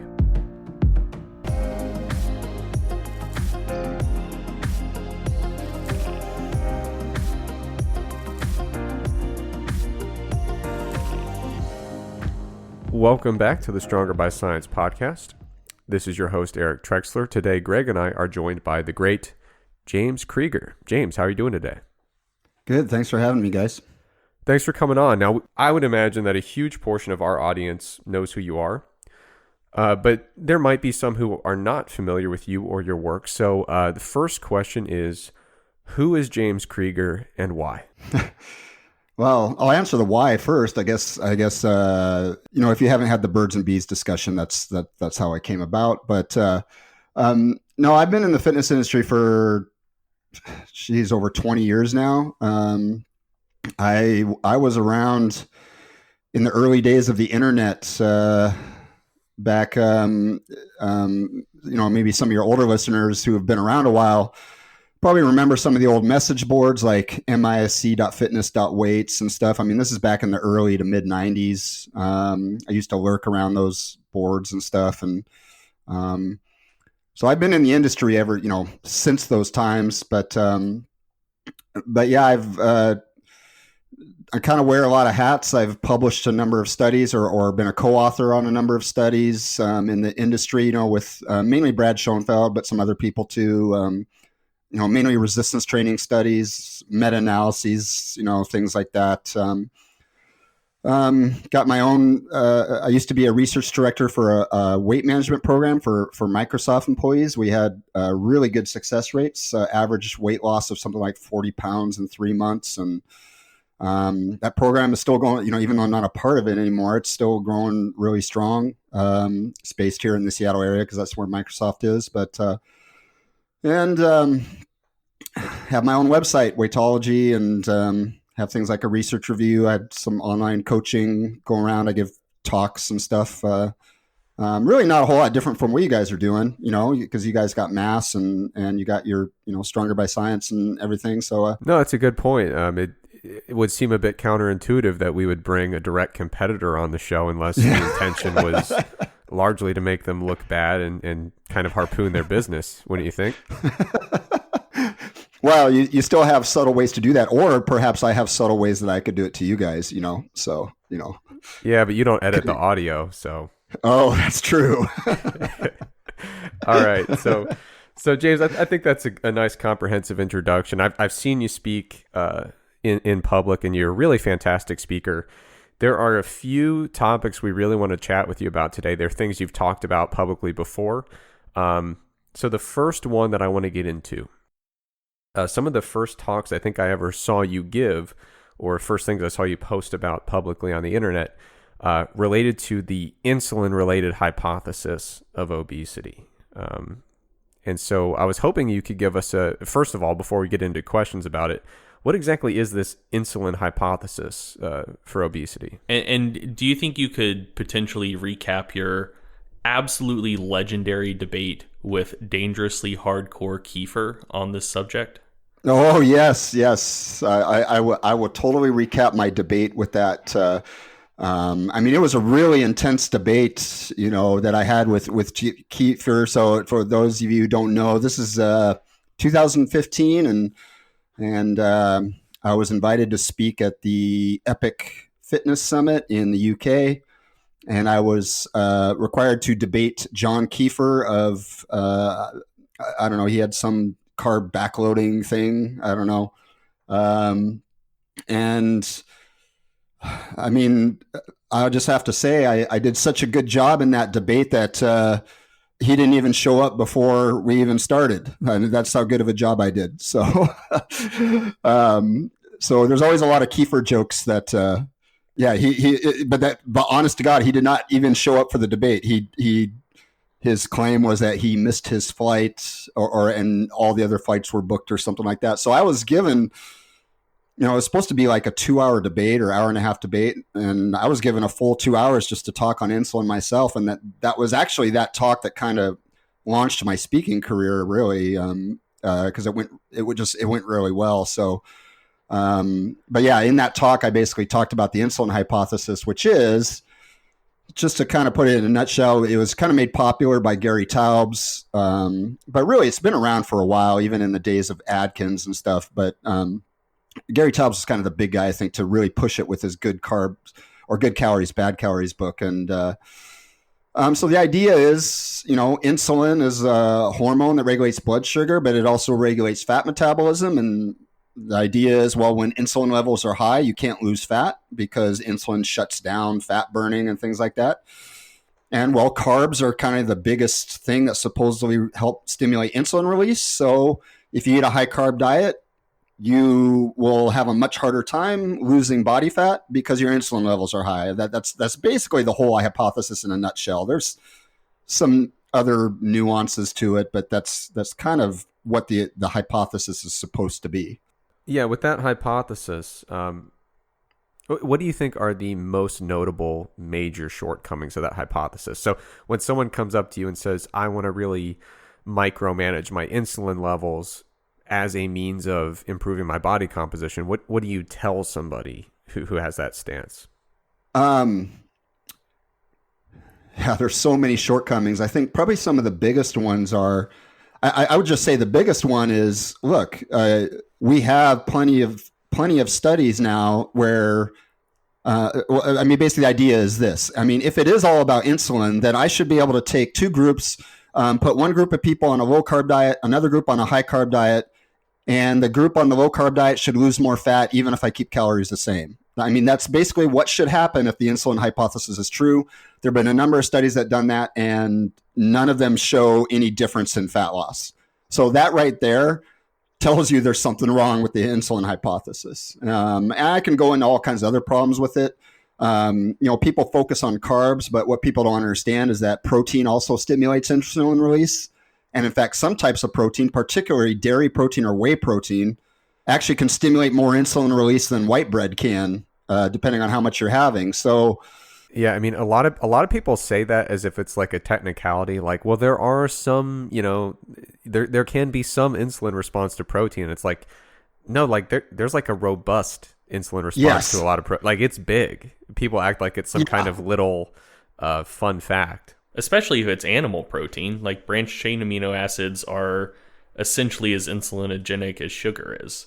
Oh yeah, definitely. Like leucine, because I've had some people argue with me that, well, the reason protein stimulates insulin is because it's converted to glucose first and then it's the glucose stimulating insulin. I'm like, no. I mean, there's plenty of research showing leucine, which is a branched chain amino acid, will directly stimulate the pancreas to produce insulin. I mean, so protein directly stimulates insulin release. It's not due to it being converted to glucose or anything like that. It directly stimulates insulin secretion. And like I said, like you said, Eric, it's actually a very robust response. There's one pretty good study out there where they compared dairy protein to white bread, and the dairy protein actually created a more robust insulin response than white bread did.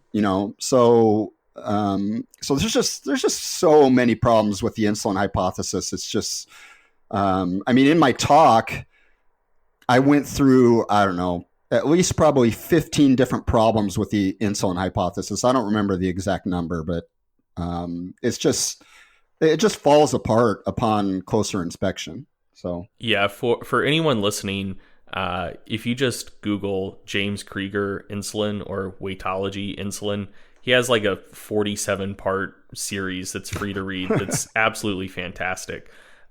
So James, one of the, I guess, like rebuttals that people will have to this general line of thinking, protein does stimulate a robust insulin response, but unlike white bread or sugar or really any carbohydrate source, it also stimulates a glucagon response. That's something that you'll often see people bring up. Is that actually like a complicating / mitigating factor, or is it just kind of like a red herring or diversion? Like, does that actually change the picture one would expect to see insofar as like how insulin would relate to fat loss? Yeah, no, it doesn't really change the picture, because what people don't understand, I mean, I think people automatically think that glucagon completely opposes insulin in every single way. So they're assuming that glucagon is going to prevent insulin's, or basically block insulin's effects on fat burning and stuff. And there's human studies showing that that's not true. Glucagon does oppose insulin in terms of glucose regulation, but in terms of fat metabolism, it doesn't. And so that argument kind of falls apart. And really, it makes sense why the body would release glucagon in response to protein intake. And really, it's just to keep blood sugar up, because remember, we said that protein stimulates insulin release. If I just eat pure protein and I get this insulin response, my blood sugar will drop. I mean, if I don't have any glucagon response, my blood sugar will drop. So the reason your body releases glucagon in addition to the insulin is to stimulate your liver to produce some more glucose to maintain your blood sugar levels in the face of that elevated insulin. So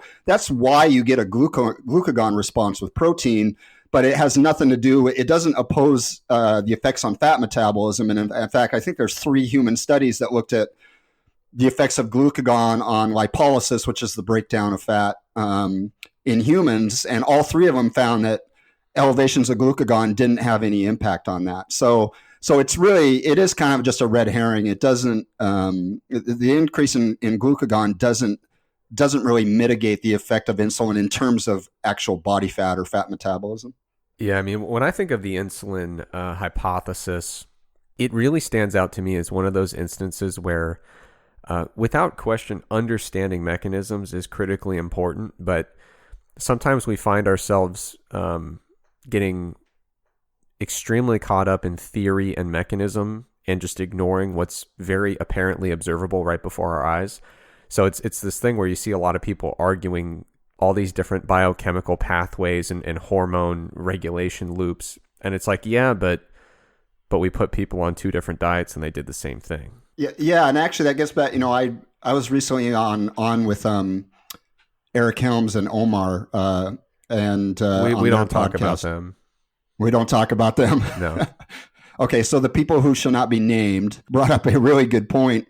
A lot of trainers, I think, make the mistake of, it's one thing to say, for example, hey, low carb diets work; they help people lose weight. That's a factual statement. They do. They work. They can be very beneficial for some people. But as soon as you start trying to claim, but the reason the low carb diets work is because of insulin, when you start throwing out these mechanisms that really don't have any solid data behind them, that's where you run into problems. Because then it leads you down all these other weird pathways. Because if you start assuming the insulin hypothesis is correct, and then it creates all these crazy diets like no carb diets and stuff like that. But because people are they're like, I got to get my insulin as low as possible. So if low carb is good, that means no carb is even better, and it just creates all these crazy situations that, or what happens is someone's not losing weight and they think, I just got to drop my carbs more.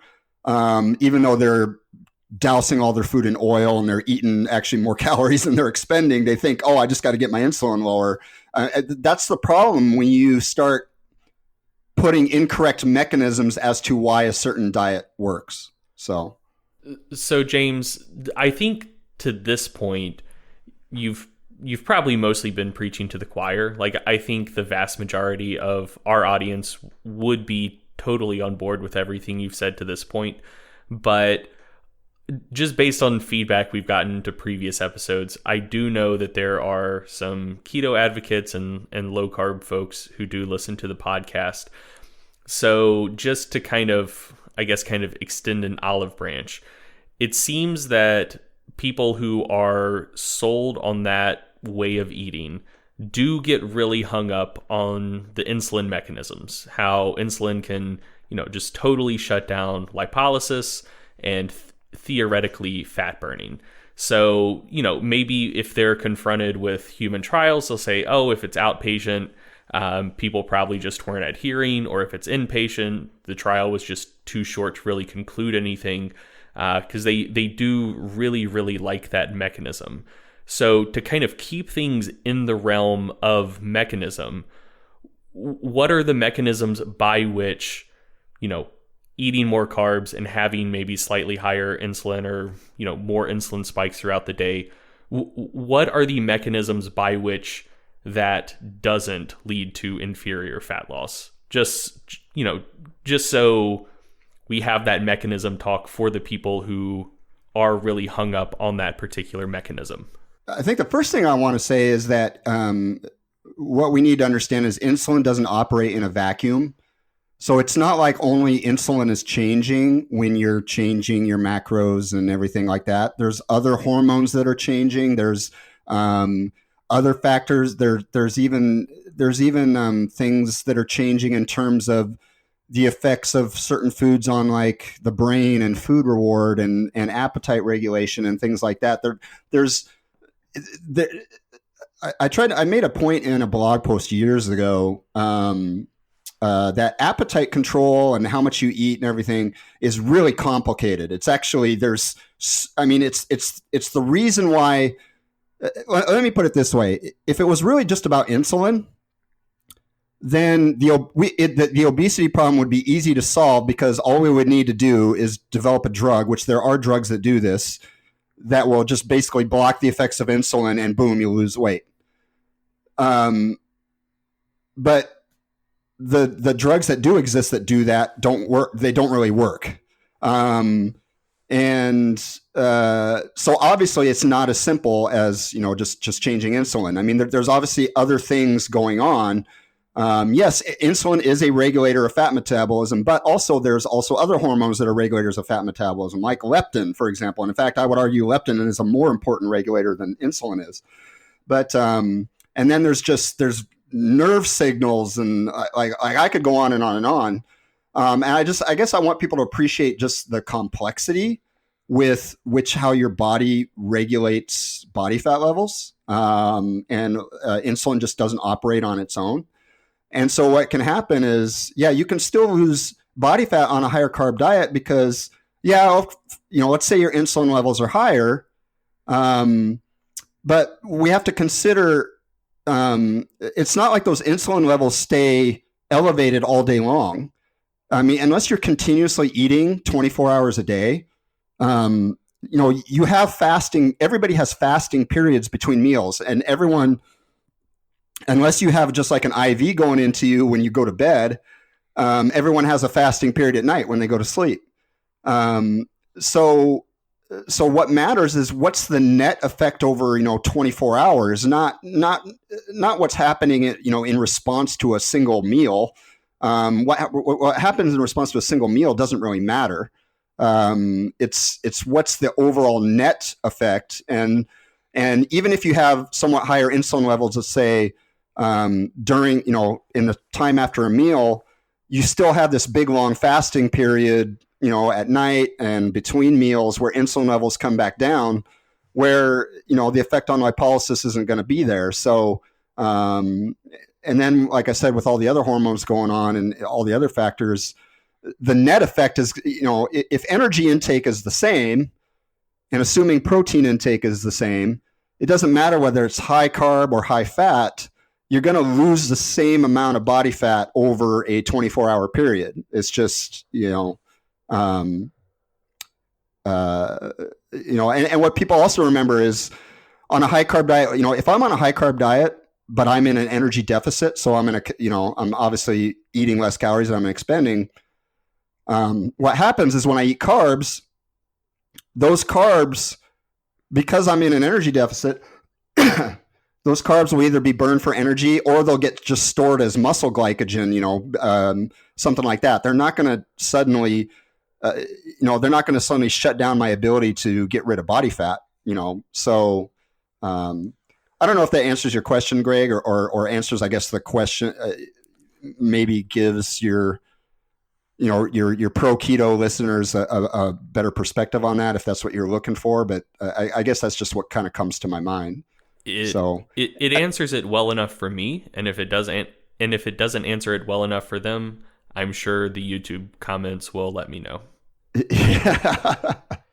The other thing I just want to say on that is what I want to reiterate there is I'm not saying that low carb doesn't work.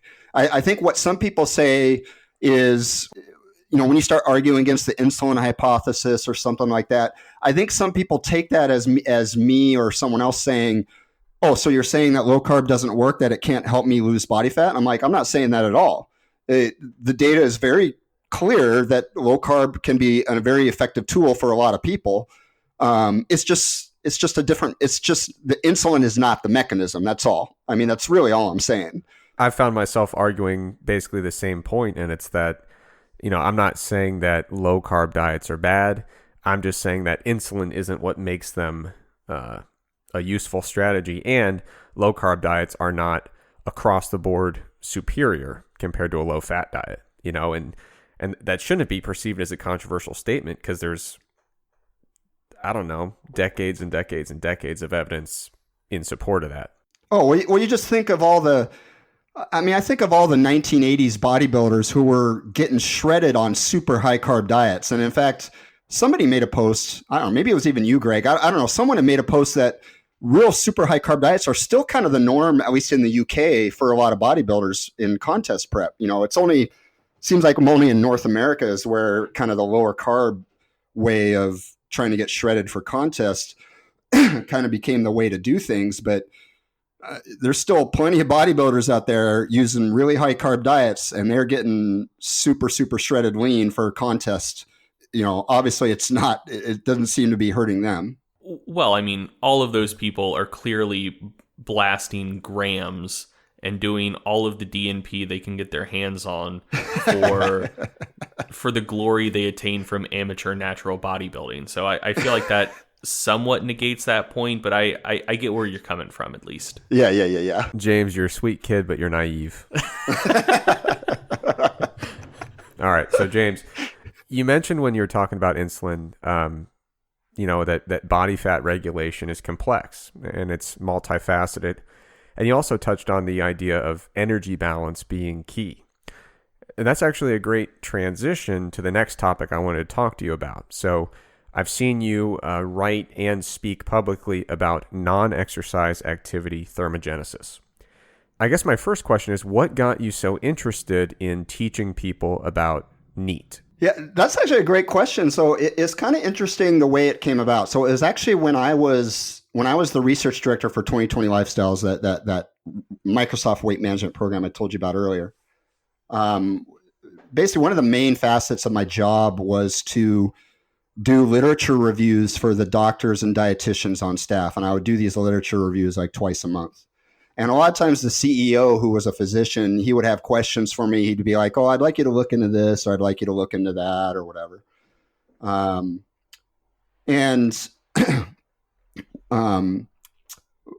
of the things that came up, because, they would do grand rounds with the clients every Wednesday. And so all the clients, basically all the dietitians and the doctors would get together and basically go over every client in the program in like basically an all day meeting. And one of the things that often came up was, you'd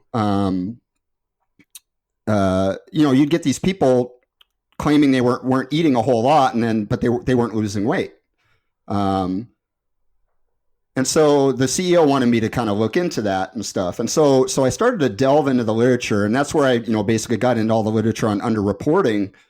But at the same time, that's where I actually started to come across some of the literature on NEAT. And actually what it was, what also stimulated this was a lot of times if they had a client who wasn't losing weight, but the client was swearing they were being adherent to their diet, a lot of times they do a resting metabolic rate test on them. And these clients would come out with, normal resting metabolic rates. So obviously it wasn't an issue with metabolism. So I kind of just took a dive into the literature, and that's where I kind of came across some of James Levine's work on NEAT, or non-exercise activity thermogenesis.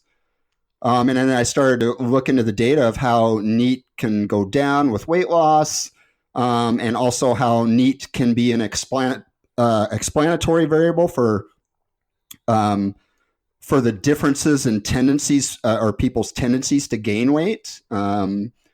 And so that's kind of where I started to really learn about NEAT. And actually my first lecture that I ever did on NEAT was to those doctors and dietitians. And really, I think, Eric, the lecture you saw is really just an updated version of that original lecture I did, all the way. I mean, this was back, 2007, 2008. So I've been talking about NEAT for quite a long time now.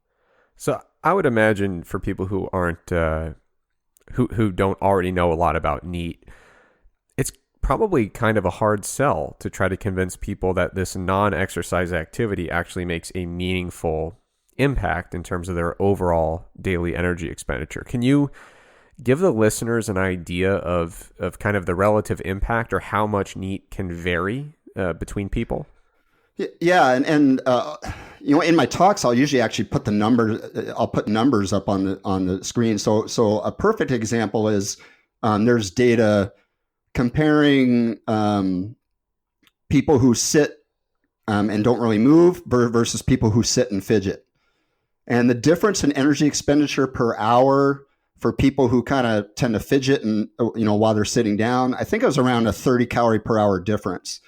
You might think, oh, well, 30 calories is not very much. But imagine someone at an 8-hour per day desk job, over 8 hours, that person who fidgets a lot is going to expend an extra 240 calories, which is actually as much, if not more, than some people expend in an exercise session. So, and that's just like fidgeting and stuff. The difference is even greater versus from standing still to standing and fidgeting. It's an even bigger difference. And so I use that to illustrate, okay, these numbers add up over the day. And then when you start looking at, what I'd call free living and energy expenditure, because a lot of these energy expenditure studies are done in people in a lab, so they're kind of in a constrained environment. But when you have people out in the world, in their free living environment, these differences tend to get even bigger. So that's what I do to kind of illustrate the magnitude of the differences you can see. And in fact, a really cool study by Eric Ravison done in the early 1980s. They did a study where they had people confined to a small room. So it's basically a small room that would measure energy expenditure, and you couldn't really move around much in the room. It's, I don't know the exact size of the room, but it was like the size of a very small office. And they they'd have people sit in this room and just do their normal activities of daily living in this room or whatever. They weren't doing any exercise. And there was a little couch in there, and they could watch TV and everything. And even when you confine people to a small room, the energy expenditure difference you could see between different people was pretty large. In fact, I think it went up to something like between I think it went up to something like a 700 calorie or so, or 700 calorie per day difference between people, which is, that's a large difference. And again, that's people confined to a small room. So you get people out in a free living environment, then those differences get even bigger. So, we're talking, up to 1,000 calories a day or more in terms of the impact NEAT can have in terms on your daily energy expenditure. It's actually it's fairly substantial. Yeah, and I mean that doesn't even account for jobs that are particularly active. That's just putting a couple people in a room. But then when you factor in the fact that somebody throughout the day is essentially required to do a high level of activity, you could start to see discrepancies between people get even larger. But one of the things about NEAT that I find to be so interesting is the differences that we can see within people. So you mentioned previously that we often see that NEAT goes down during weight loss. So I was wondering if you could tell us two questions I hear a lot. Why does NEAT go down when we lose weight? And a slightly harder question, how long does that persist? Yeah, so that's actually a really good question there. So I think what I want to iterate first is that energy expenditure is at least partly biologically regulated. So your body actually tries to regulate its energy expenditure, not just through adjustments in metabolism and things like that, but also in adjustments in how much you move, and how much you spontaneously move, because we all have spontaneous movement. And what happens is when you try to lose weight, our bodies don't like to lose weight. They don't like to be in an energy deficit. From an evolutionary perspective, it's bad to lose weight because our ancestors didn't know when they were going to get their next meal. So you don't want to be losing weight. You want to hold on to your body fat as much as you can.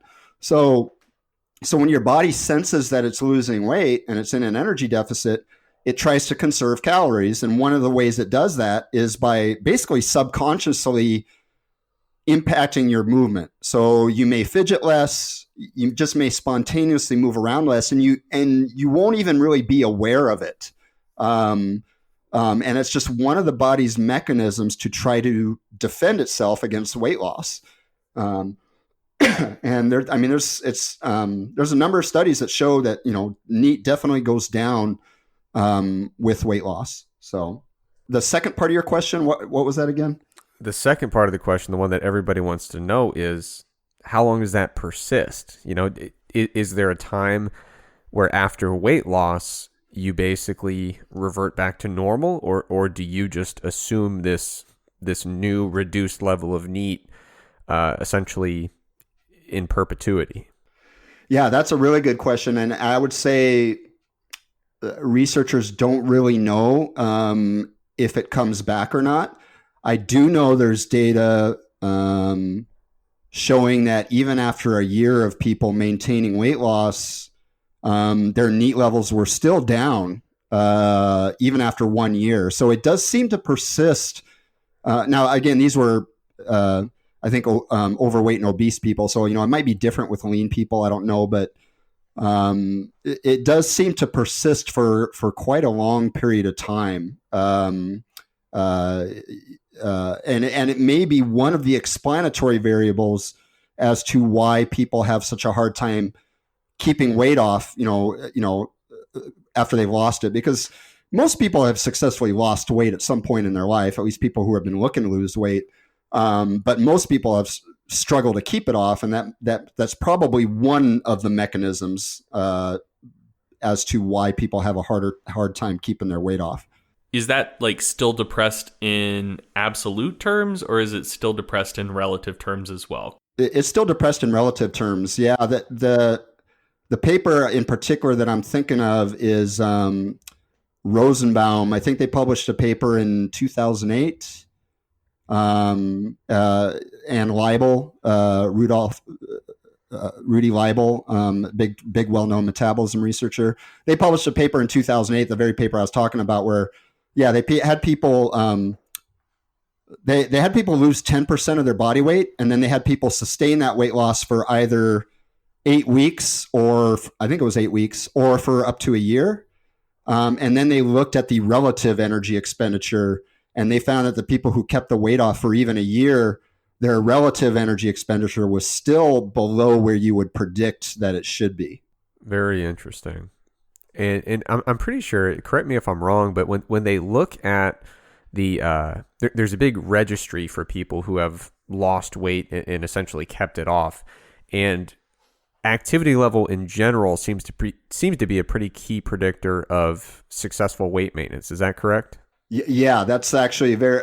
There's actually a number of studies showing that both observational data, like you just mentioned, Eric. That's the National Weight Control Registry. Data from that suggests, the people who. Well, for the listeners, the National Weight Control Registry is basically a national database of people who have lost at least 30 pounds and kept it off for at least a year. And so people that sign up for this database, it gives researchers a way to kind of look at the characteristics of people who are successful. And one of the characteristics is very high physical activity levels. And that's also been shown in controlled trials. So I there's one that comes to mind. I don't remember the authors, but they had people lose a bunch of weight, and then they assigned them to two groups. One group did like 1,000 calories per week in terms of physical activity, energy expenditure. The other group did 2,500 calories per week. And the group that did 1,000 calories per week gained most of their weight back. The group that did 2,500 calories per week gained very little back. So the data is very, very quite powerful to suggest that, if you're someone who wants to lose weight, and let's say you have lost weight, keeping high physical activity levels is pretty critical to keeping it off over the long term. And you recently applied a fairly creative approach to non-exercise energy expenditure with one of your clients, which involved the use of a weighted vest. Do you mind giving us basically a brief explanation of what the approach was and how well it worked? Yeah. So I had a client, Eric Lee Salazar, who was shooting to try to get his IFBB Pro card. So he's a bodybuilding competitor, and we did an experiment where as he lost weight, we had him wear a weighted vest to basically replace the weight that he lost. So I think he started at his initial body weight was like 164 pounds, I think. And so as he lost weight, he added I think the first weighted vest was like 8 pounds or something like that. So to keep his external body weight at around 164, and in fact, he actually pushed it even a little bit higher to where his total external weight was something like, I don't know. Excuse me. It was like, maybe in around 180 or something like that. But the idea behind that was because as you lose weight, you have less body weight to carry around, so you expend less energy just in that sense. So the idea there was, one of the things to help maintain his NEAT levels was to basically make his body think that it hadn't lost any weight, and so he was carrying around the same body weight that he started with, even though he had lost a bunch of body fat. And it actually was a really successful experiment. He actually did get his pro card, but what was really surprising about it was not only how well it worked for him, but also, he had commented that it was his easiest contest prep he had ever done. It just made the whole process much easier. He didn't have to do tons of cardio. He didn't. It actually even had an impact on his appetite. His appetite didn't go up nearly as much as it typically would in that type of situation. So yeah, it was a really interesting experiment, and it was actually quite successful. And yeah, I'd say one of the mechanisms is it helped to maintain his NEAT levels because he wasn't carrying less body mass around. So now I will say, I think that can work really well for competitors who are just trying to lose weight temporarily. I don't think it would work very well for general population who are trying to keep the weight off long term, because you would have to maintain the benefits, you'd have to wear the weighted apparel indefinitely, and most people aren't going to want to do that. So wasn't there a mouse study maybe 2 years ago that took a similar approach, but they just implanted metal weights in the mice, whatever, in their abdominal cavity? Yeah, I actually did. I wrote an article for my research review on that where I reviewed. Yeah, it was really interesting data where they took these rodents and they implanted weights in their abdomen, and the rodents just spontaneously lost body fat, and what the researchers determined, it actually didn't have anything to do with the energy expenditure, but it seemed to actually have an effect on appetite regulation. So as soon as they implanted these weights into the abdomen and made the rodents heavier, the rodents started to eat less, so that they lost body fat. So then they returned to whatever their normal weight was supposed to be, with obviously the addition of that weight. And so the researchers kind of speculated, and there really needs to be more data on this, but I do think there's some merit to this because just based on, my client's feedback, the way he got, there seems to be another mechanism for regulation of body weight that's in the bone. So your bones sense loading, and what the researchers did, they did a bunch of experiments to kind of tease out the mechanism, and it appeared that the bone cells can sense loading and actually provide feedback regulation to the brain in terms of appetite.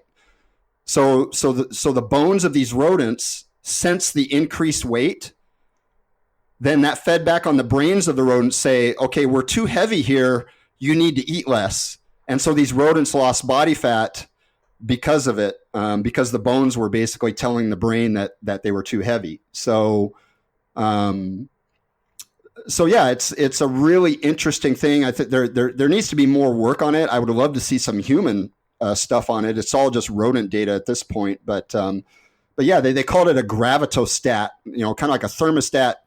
A thermostat regulates temperature, and there seems to be a gravity sensing mechanism in your body that senses the load and senses how much body weight you're carrying that may help, or that may actually act in terms of body weight regulation. So it's really interesting stuff. That's fascinating. I hope that they continue that line of research because it'd be really intriguing, because obviously there are a lot of different ways to load the skeleton. It'd be interesting to see how different loading parameters affect that response in terms of the duration of loading or the relative intensity of loading. I think there could be some really fascinating implications for figuring out that mechanism with a greater degree of detail.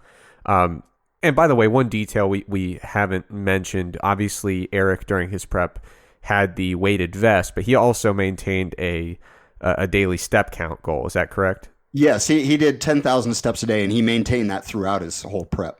So the idea of wearing additional weights in perpetuity is not a very palatable option for the general population. But do you think that with the combination of step count goals and physical activity goals, that those are kind of the key strategies that the general population can use when they're attempting to hopefully maintain their weight loss once it's been achieved? Oh yeah, definitely. I think step count goals are actually great, because again, when I talk about NEAT, for most people, the biggest component of daily NEAT is just walking. So the most efficient way to get your NEAT level up is just to walk around more throughout your day. And so I think step counts are just a great way for people to do that. And it's very low intensity. It doesn't wear you out. It's not exhausting, anything like that. You just accumulate it through the day, and it has a really powerful effect on body weight management. In fact, I've had coaching clients who were struggling, and then I would just make one change, like getting their step counts way up, and all of a sudden they would start to have some success. So I think it's a really, really great tool, and I think it tends to get underrated sometimes. I think people focus too much on the exercise itself, like doing whatever they're doing in the gym or whatever cardio they're doing. And I don't think enough attention gets paid to what's your cumulative physical activity through the whole day, because that's really from a fat loss perspective.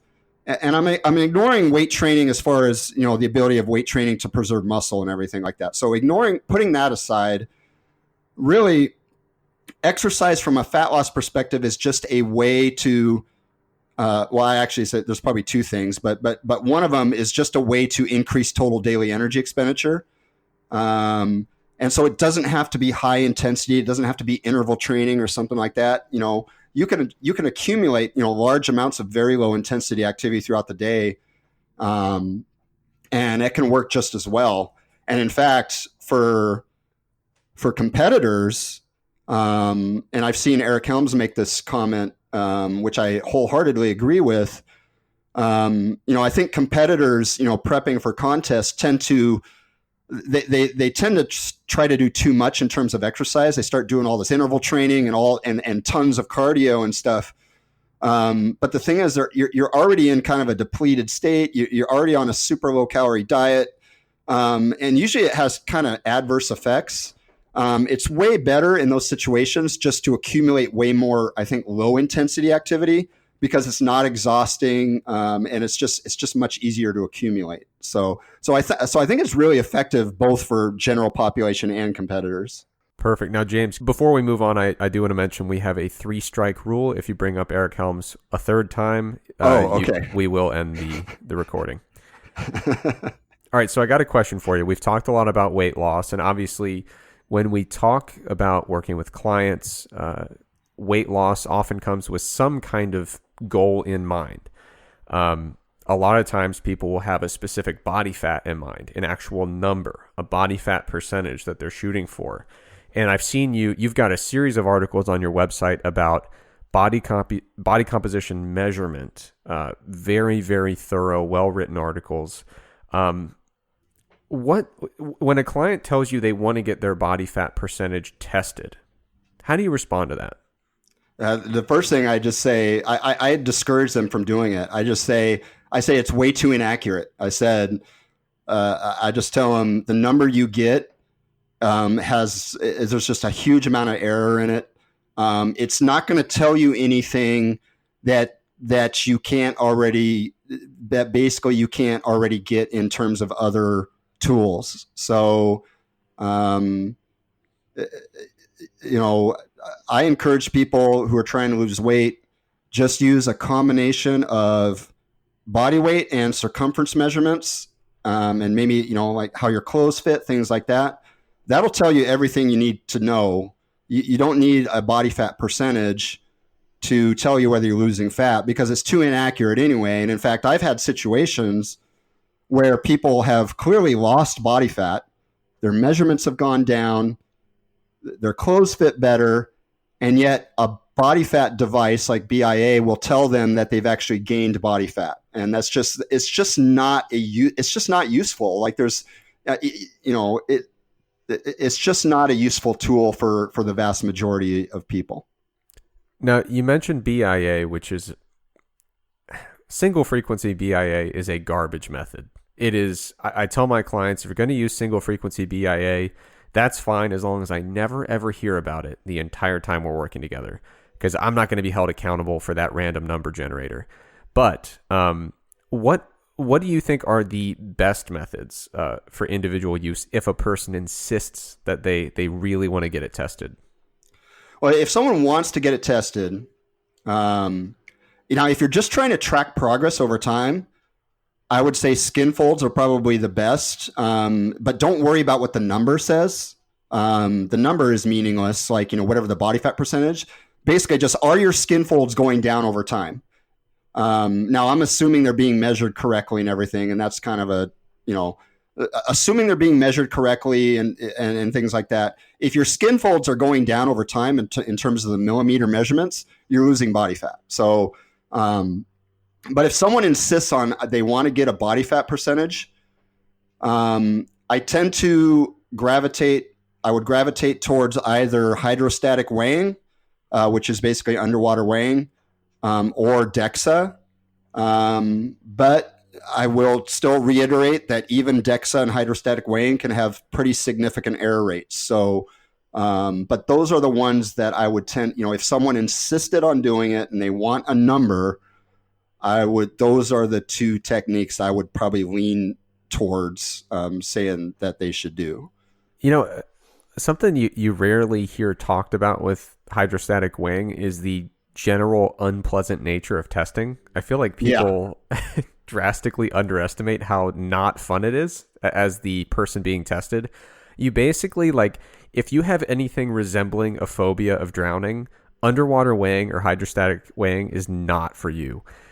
You basically have to expel every last bit of air in your lungs while submerged. And to get a good number, typically they'll have you do it a solid 15 or 20 times. Now, you did mention DEXA.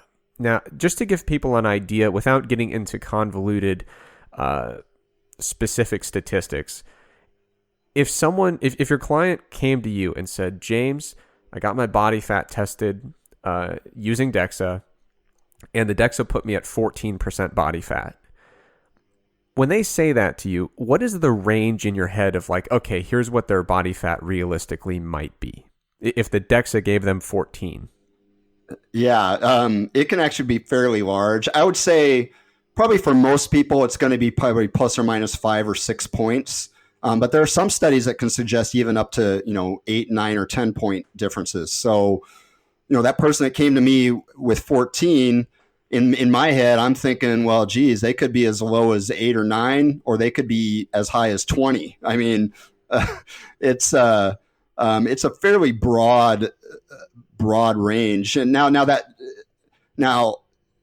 it's going to vary from one some people, they may be fairly close to 14. Other people, it may be way off. But the problem is there's really no way of knowing who's way off and who isn't. I can just say statistically, chances are there's going to be there's a potentially fairly broad range there. So, which is why it's not useful. I mean, that's such a big range. 8%. That's pretty lean. That's like basically men's physique contest lean versus 20%, which is way off of contest shape. I mean, that's that's where you're carrying a fair amount of body fat. I mean, your range there basically describes the entire duration of a prep from start to finish. So it's like, hey, we can tell you that you're somewhere in the process of your heaviest and your lightest. Well, I mean, I think the object lesson that at least helped a lot of people a few years ago, even though I don't see this referenced as much anymore, is one of those times that Alberto Nunez just got fucking diced, like just shredded to the bone. He went and got a DEXA in that shape. And I want to say it said he was like 9.6%, which, somewhere around 10% is certainly lean, but it's not Alberto Nunez on stage lean.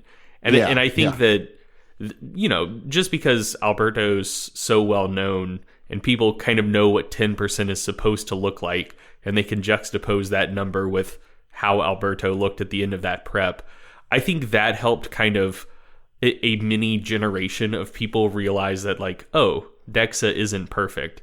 But I think at this point, that was probably 5 or 6 years ago. So I don't think those pictures are as well known anymore. That would probably be worth putting in the show notes. Oh, yeah, definitely. Yeah, it's funny.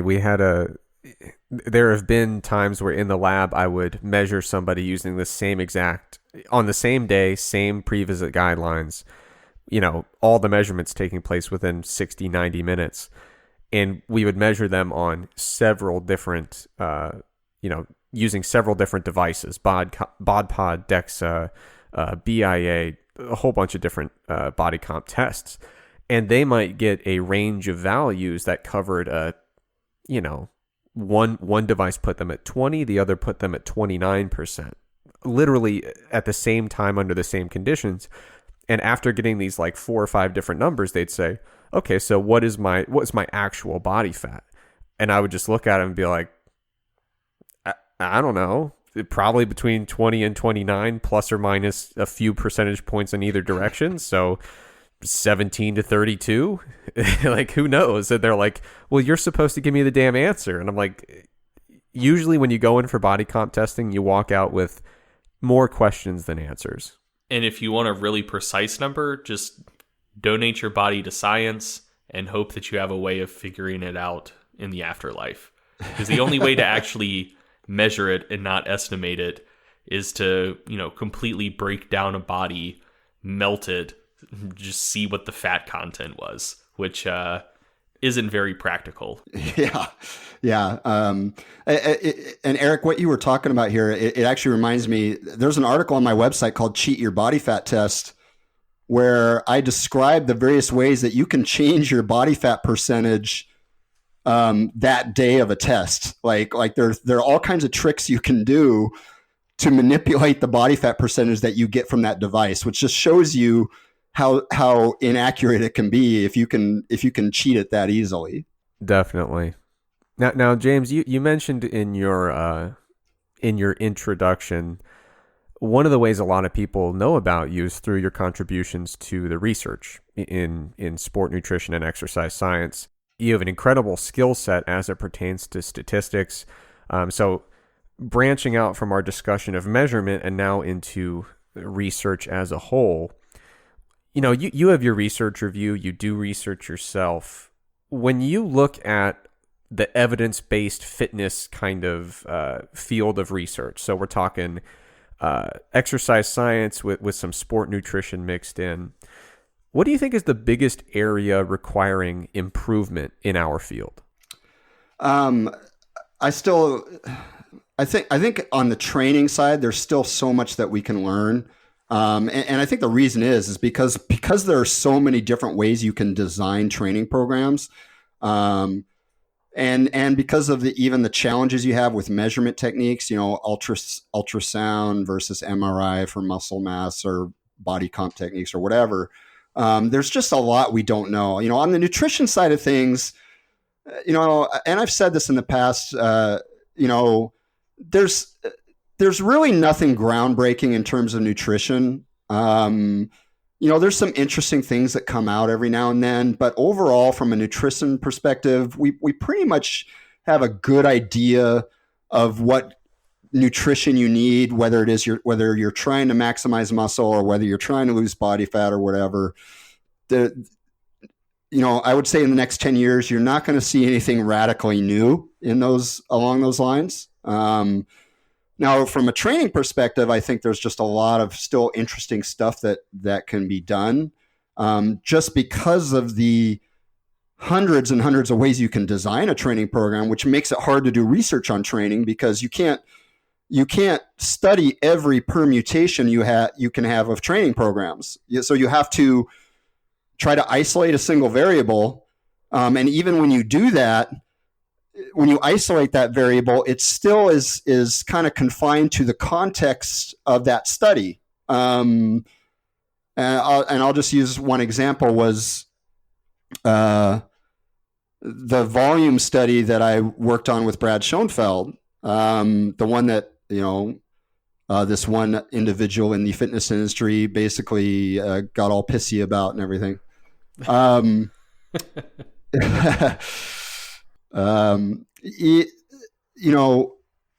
We did that study because we were just curious. We just wanted to see is there some upper level ceiling to volume or whatever, and so the subjects in the study actually at the highest level of volume did quite a bit, quite a high level of volume in terms of weekly sets. I mean, I think it was for quadriceps. If you count all the compound movements and isolation movements on quadriceps, I think it was up to like 45 weekly sets, which is pretty high. And what we found is that basically, if you look at the pattern of results, and it wasn't all statistically significant, but the overall pattern showed that the more volume you did, the better results you got. And at the time, I thought, well, maybe this suggests maybe that, the upper ceiling to volume is maybe higher than we thought. But that's still very contextual in the sense that it's contextual in the way the study that was designed. So, the study was, the subjects did whole body workouts with fairly short rest intervals, 90-second rest. They were doing squats and leg press. And I mean, if you're doing whole body workouts with that short a rest, that's pretty exhausting. So the caveat there is, maybe there's a volume effect there. but maybe it's only in the context of the way the training program was designed. If you're doing whole body workouts with short rest intervals, 3 days a week. Because if you look at other studies that have used split routines where with longer rest periods, they don't necessarily show the same thing that we showed. And again, there were some people that tried to argue that that we were trying to manipulate our data and everything to try to get what we wanted, which was one of the fucking dumbest things I've ever heard. I mean, it's like, but it has nothing to do with that. It's just that, there's such a variety of ways to design a training program. I mean, our results were very similar to another study on I think it was like Brazilian naval cadets who found pretty much the exact same thing we did. It's just that those subjects weren't they were kind of untrained subjects, but they had a similar study design. It was whole body workouts, relatively short rest intervals, 3 days per week. But again, if you look at the studies where they use split routines and different training program designs, they don't necessarily show what we showed. And I think what that does is it shows you that there's a context that you have to take all the variables into play. How was the training program designed? What exercises were used, what rest intervals were used. You can't, one study can't really tell you everything. It's like a very small piece of an overall puzzle. And that's actually why I find training research kind of fascinating, because it's a puzzle where we have very few pieces. And so there's a lot of speculation, and it's interesting as we get more puzzle pieces to kind of see where things go. But I mean, research is never going to tell you how to train, because there's just too many permutations. I mean, I think at the best, research can kind of give you kind of very rough guidelines. And I think that's the best it's going to do. I think some people make the mistake of thinking this study tells me exactly how I need to train. I need to do this. And that's not how training research works, especially when we consider a lot of these studies have very small numbers of subjects. I mean, we're talking, 10 people per group and everything. And that's really just, given that people vary so much in how they respond to training programs, that's really not enough people to be able to really have anything even resembling a definitive conclusion. It's all we can say is, well, things kind of look like this, maybe it suggests this, there's a lot of caveats and nuance and everything to it out there. So I guess, that's kind of my long-winded answer to your question about that. So it sounds like on the sport nutrition side, you're like, whatever, we got it. But on the training side, the area for improvement you'd like to see is more data, but also seeing more ways to isolate some of these training variables and see how they affect these programs. And obviously the challenge there is, in many cases, when you tweak one variable, you inadvertently tweak others in the process. But more directly, I'd like to hear, what do you think is the biggest area requiring improvement in our field, specifically as it pertains to statistics? I think the big thing is I think people make a lot of mistakes as far as like what are p-values and what they mean and everything like that. People, I think, misunderstand statistical significance. What I wish people could understand is that, it's not statistics, and data aren't black and white. It's really more telling you, it's all just probabilities and kind of gives you an idea of which way things kind of lean and gives you an idea of the strength of the evidence. But it's not, for example, just because something is statistically significant doesn't mean there's a real effect there. And likewise, just because something's not statistically significant doesn't mean there's no effect there. It's really more trying to, I wish people can understand. I think people struggle with the nuance of it all and how, it's not black or white. There's like all kinds of shades of gray, and you can take two people can take the same study with the same statistics and actually interpret the data differently, and neither one of them are really wrong. Neither person is really wrong. It's just it's just a matter of interpretation. You're basically just trying to interpret very incomplete data. I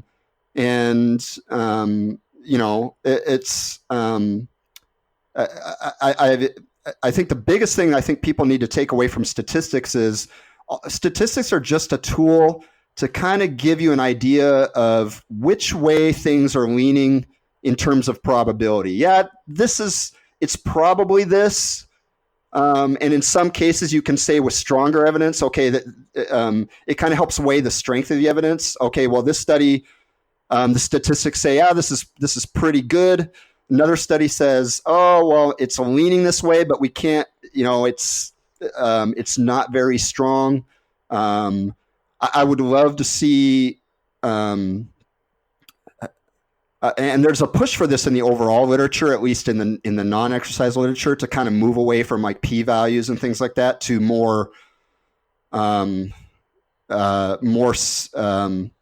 subjective interpretations of evidence and maybe gradations of evidence, so like how strong the evidence is. And even there, it's like it's just such a subjective world. I mean, it's like I said, I mean, you can have two really smart people look at the exact same data and the same statistics and actually have slightly different conclusions, and they both, and you really can't say which person is wrong because it's incomplete data in the first place. So I don't know if that answers your question. I think people should understand that there's so much gray area when it comes to scientific evidence and statistics and everything. There's really no hard and fast answers on things. Yeah, I mean, the more I talk to people that do statistics and do their statistics thoughtfully, the more I hear people reiterate some of those same points of like, the more you do stats, and again, do them thoughtfully, not just kind of follow a checklist and go through it, you start to develop an appreciation for like, these aren't black and white complete rules. We're talking about different strategies.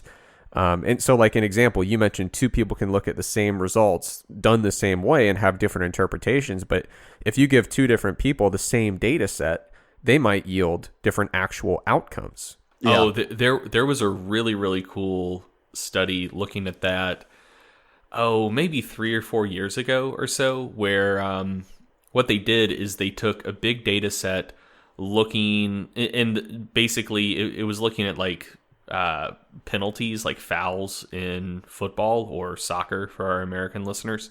And basically they gave this data set to a bunch of different research groups, like 30 or 40 different research groups or like statisticians, and basically said, hey, we want to know if players of color are more likely to get carded for similar infractions when compared to white players. And, basically gave them the data set and said, you analyze this whichever way you think is best and most appropriate. And what they came up with was responses ranging all the way from, I want to say like a non-significant effect in favor of white players actually getting carded more often, all the way to really, really huge effects showing players of color getting carded more often, and literally everything in between, just based on different choices for model selection and what covariates to take into account and whatnot.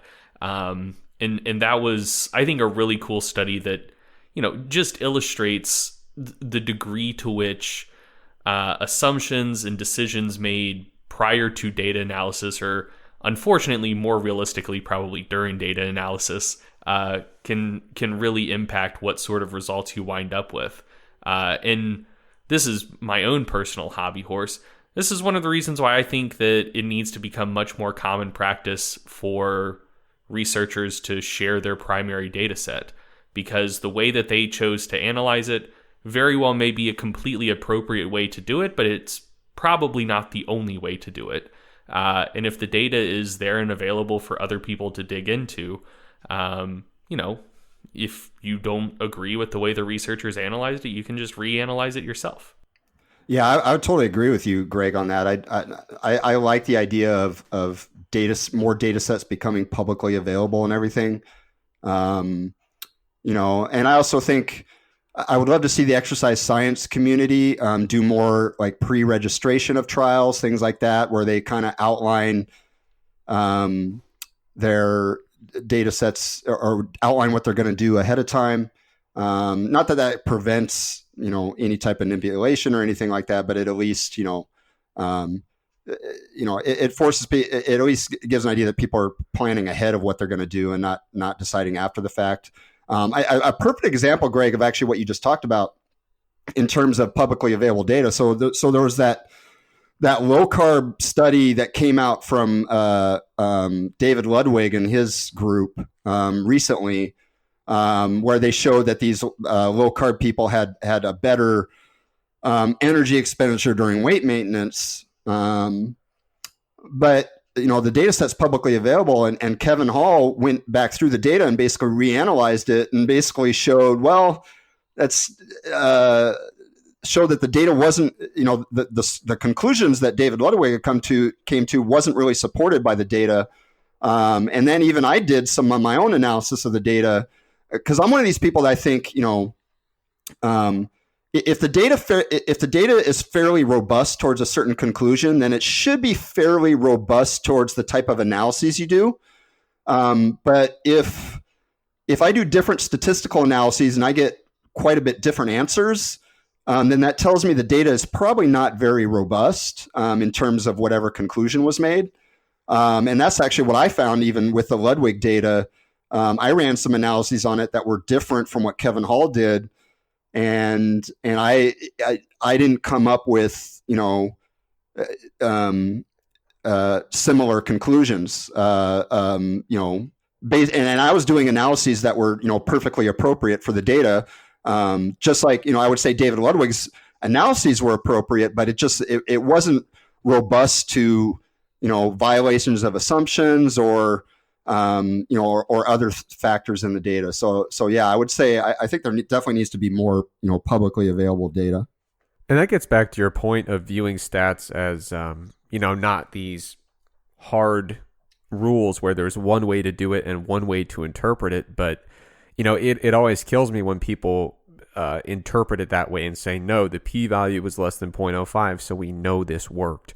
And you're like, yeah, but if they chose a slightly different post hoc test, that p-value becomes 0.07, and now it completely turns everything we know about the world upside down. That doesn't seem like a very sensible way to approach this stuff. You know what I mean? No, people love to have like thresholds and categories and stuff. And the world of science doesn't really work that way. It's not like there's some dividing line that makes something a true result versus not a true result. It's all just kind of a shade of gray and basically making statements about, okay, well, the evidence favors this. How much does it favor it by, by this much or whatever, I mean, that's really what it comes down to. I mean, it's kind of like the weatherman, right? So the weatherman, he makes predictions on the weather and he doesn't tell you, okay, it's going to rain or it's not going to rain. He tells you, okay, well, we've got maybe an 80% chance of rain. So if it doesn't rain, that doesn't mean the weatherman was wrong. I mean, it was still well within the realm of probability that it wasn't going to rain. I even saw people make this. I'm a big stat fan, and I love the website 538. I think Nate Silver does a really good job in terms of statistical analysis of various things, from sports to politics and stuff like that.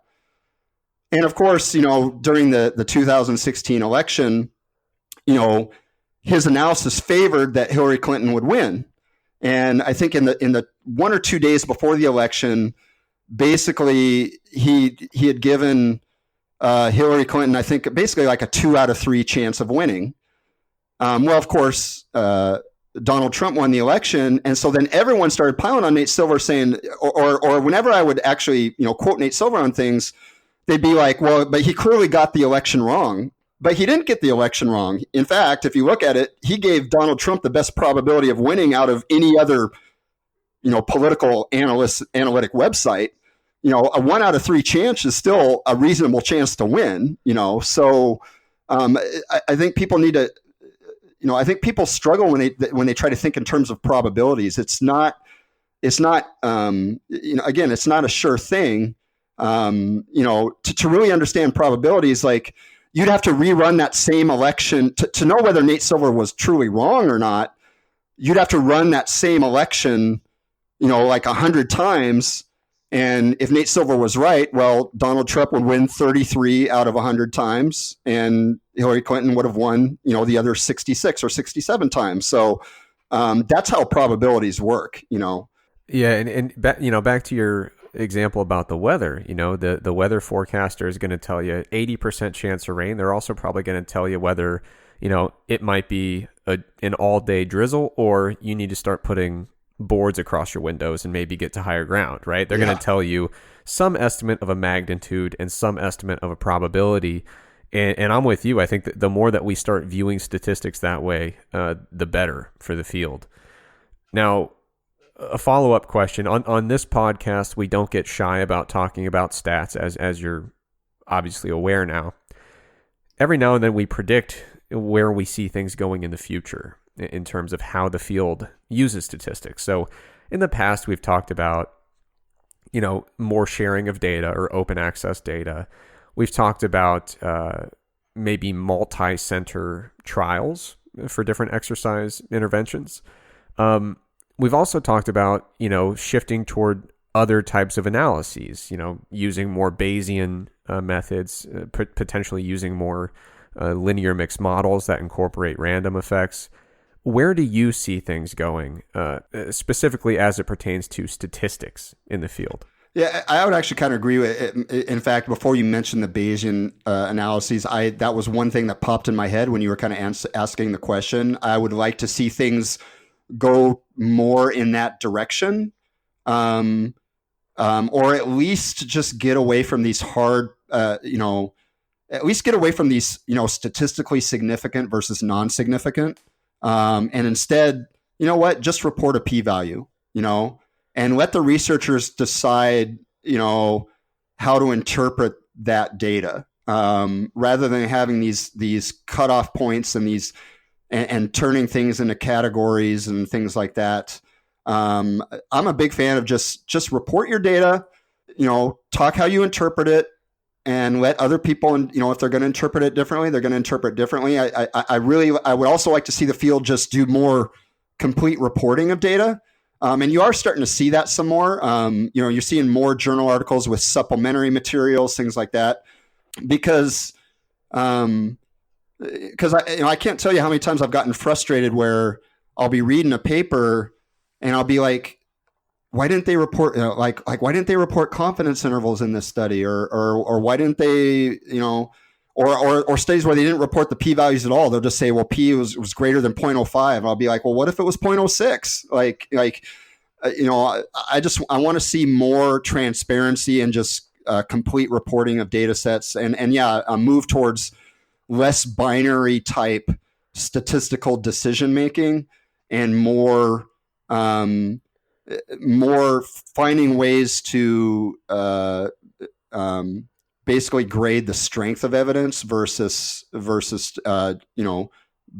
I said, the strength of evidence versus binary decisions. Yeah, don't you love that when they say, well, the p-value is over 0.05, and you're like, yeah, you had 7 people in the group. Of course it was. Give me the damn actual information.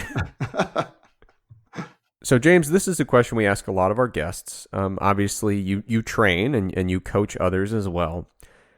As a coach, do you use any strategies that lack scientific substantiation, or even some strategies that maybe go against the grain when it comes to the current consensus in the evidence-based fitness community? Oh, yeah, I do. I mean, because, again, it's like I talked about earlier, the research can't cover everything in terms of training. So there are things that you do that maybe kind of speculative, maybe there's a little bit of evidence out there, but nothing really strong. Things like, something I like to do with my own training or some of my clients' training is I like to kind of cycle volume approaches. So I like to kind of progress from a lower volume to higher volume. until they kind of plateau in progress and then maybe back their volume off again and start again. I will say there's really no research to suggest that approach is better than others. There's some, I would say, theoretical reasons why it might be good, but that's mainly speculation on my part. It's not, I'm just doing some things that, I think there's probably a reasonable, there's a sound reasoning behind it. It could be inaccurate. Maybe some studies will come out showing that I'm completely wasting my time doing it that way. And that's fine. I'm totally open to being wrong. But yeah, I mean, I'm an evidence-based guy, but I do things that, don't have a solid basis in evidence, because if I tried to do everything that had a solid basis of evidence, I don't even know how to design training programs, because there's no, like I said, studies can't tell you everything. Right. And you also have a secret insulin suppression strategy to help promote fat burning. Is that right? Hey, you weren't supposed to talk about that on this podcast. Oh, yeah, yeah. Your clients told me that you were just throwing people off the scent, so you could keep that as your main drawing point for clients. No, I mean, one of the things that I always like to say is, like, if someone doesn't know anything about research and is not at all conversant in the literature, I tend to be somewhat skeptical of what they have to say. Like, I'm not going to dismiss it outright, but it does make me more skeptical. I also get skeptical if someone purports to have citations for literally everything they do when they train clients. Because then it's like, well, I mean, at what point is your experience as a practitioner coming into play here? Like, how could you possibly rely on research for every decision you make when coaching humans? So, I think it is all about kind of striking that balance and, just figuring it out, like what's most appropriate for you and your clients.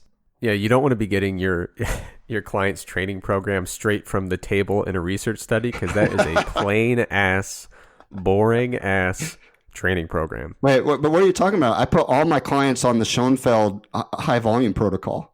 Exactly. Well, there is at least one person out there who would very much like you to videotape one of your clients going through the protocol. As I understand it, there's a bounty on it or something like that. Really? I don't know. Probably.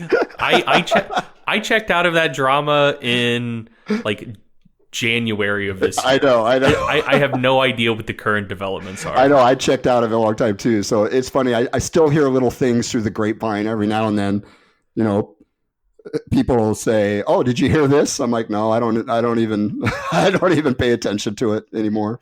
So, James, if you didn't want to deal with bounties on a regular basis, I don't know why you would get into the fitness industry. This is very serious business. All right. Well, James, we've taken up a bunch of your time, and we sincerely appreciate it. For our listeners who would like to stay in touch with you or stay up to date with your work, where can people find you online? You can just go to my website, weightology.net. I've got a bunch of articles on there. Actually, some of the articles we talked about, my insulin series, my body comp series, it's free for everybody on there. And then I have my research review, and then I also have got, coaching and, all that other stuff. So yeah, weightology.net, and also all my social media accounts are on there. So if people want to follow me, they can use those as well. Perfect. Well, James, it was great talking with you. Hope to see you again sometime soon. I'm sure we'll run into you at a fitness conference in the near future. But until then, thanks for joining us. Take care, and we'll talk to you later. Yeah, guys, thanks for having me. Thanks for listening to the Stronger by Science podcast.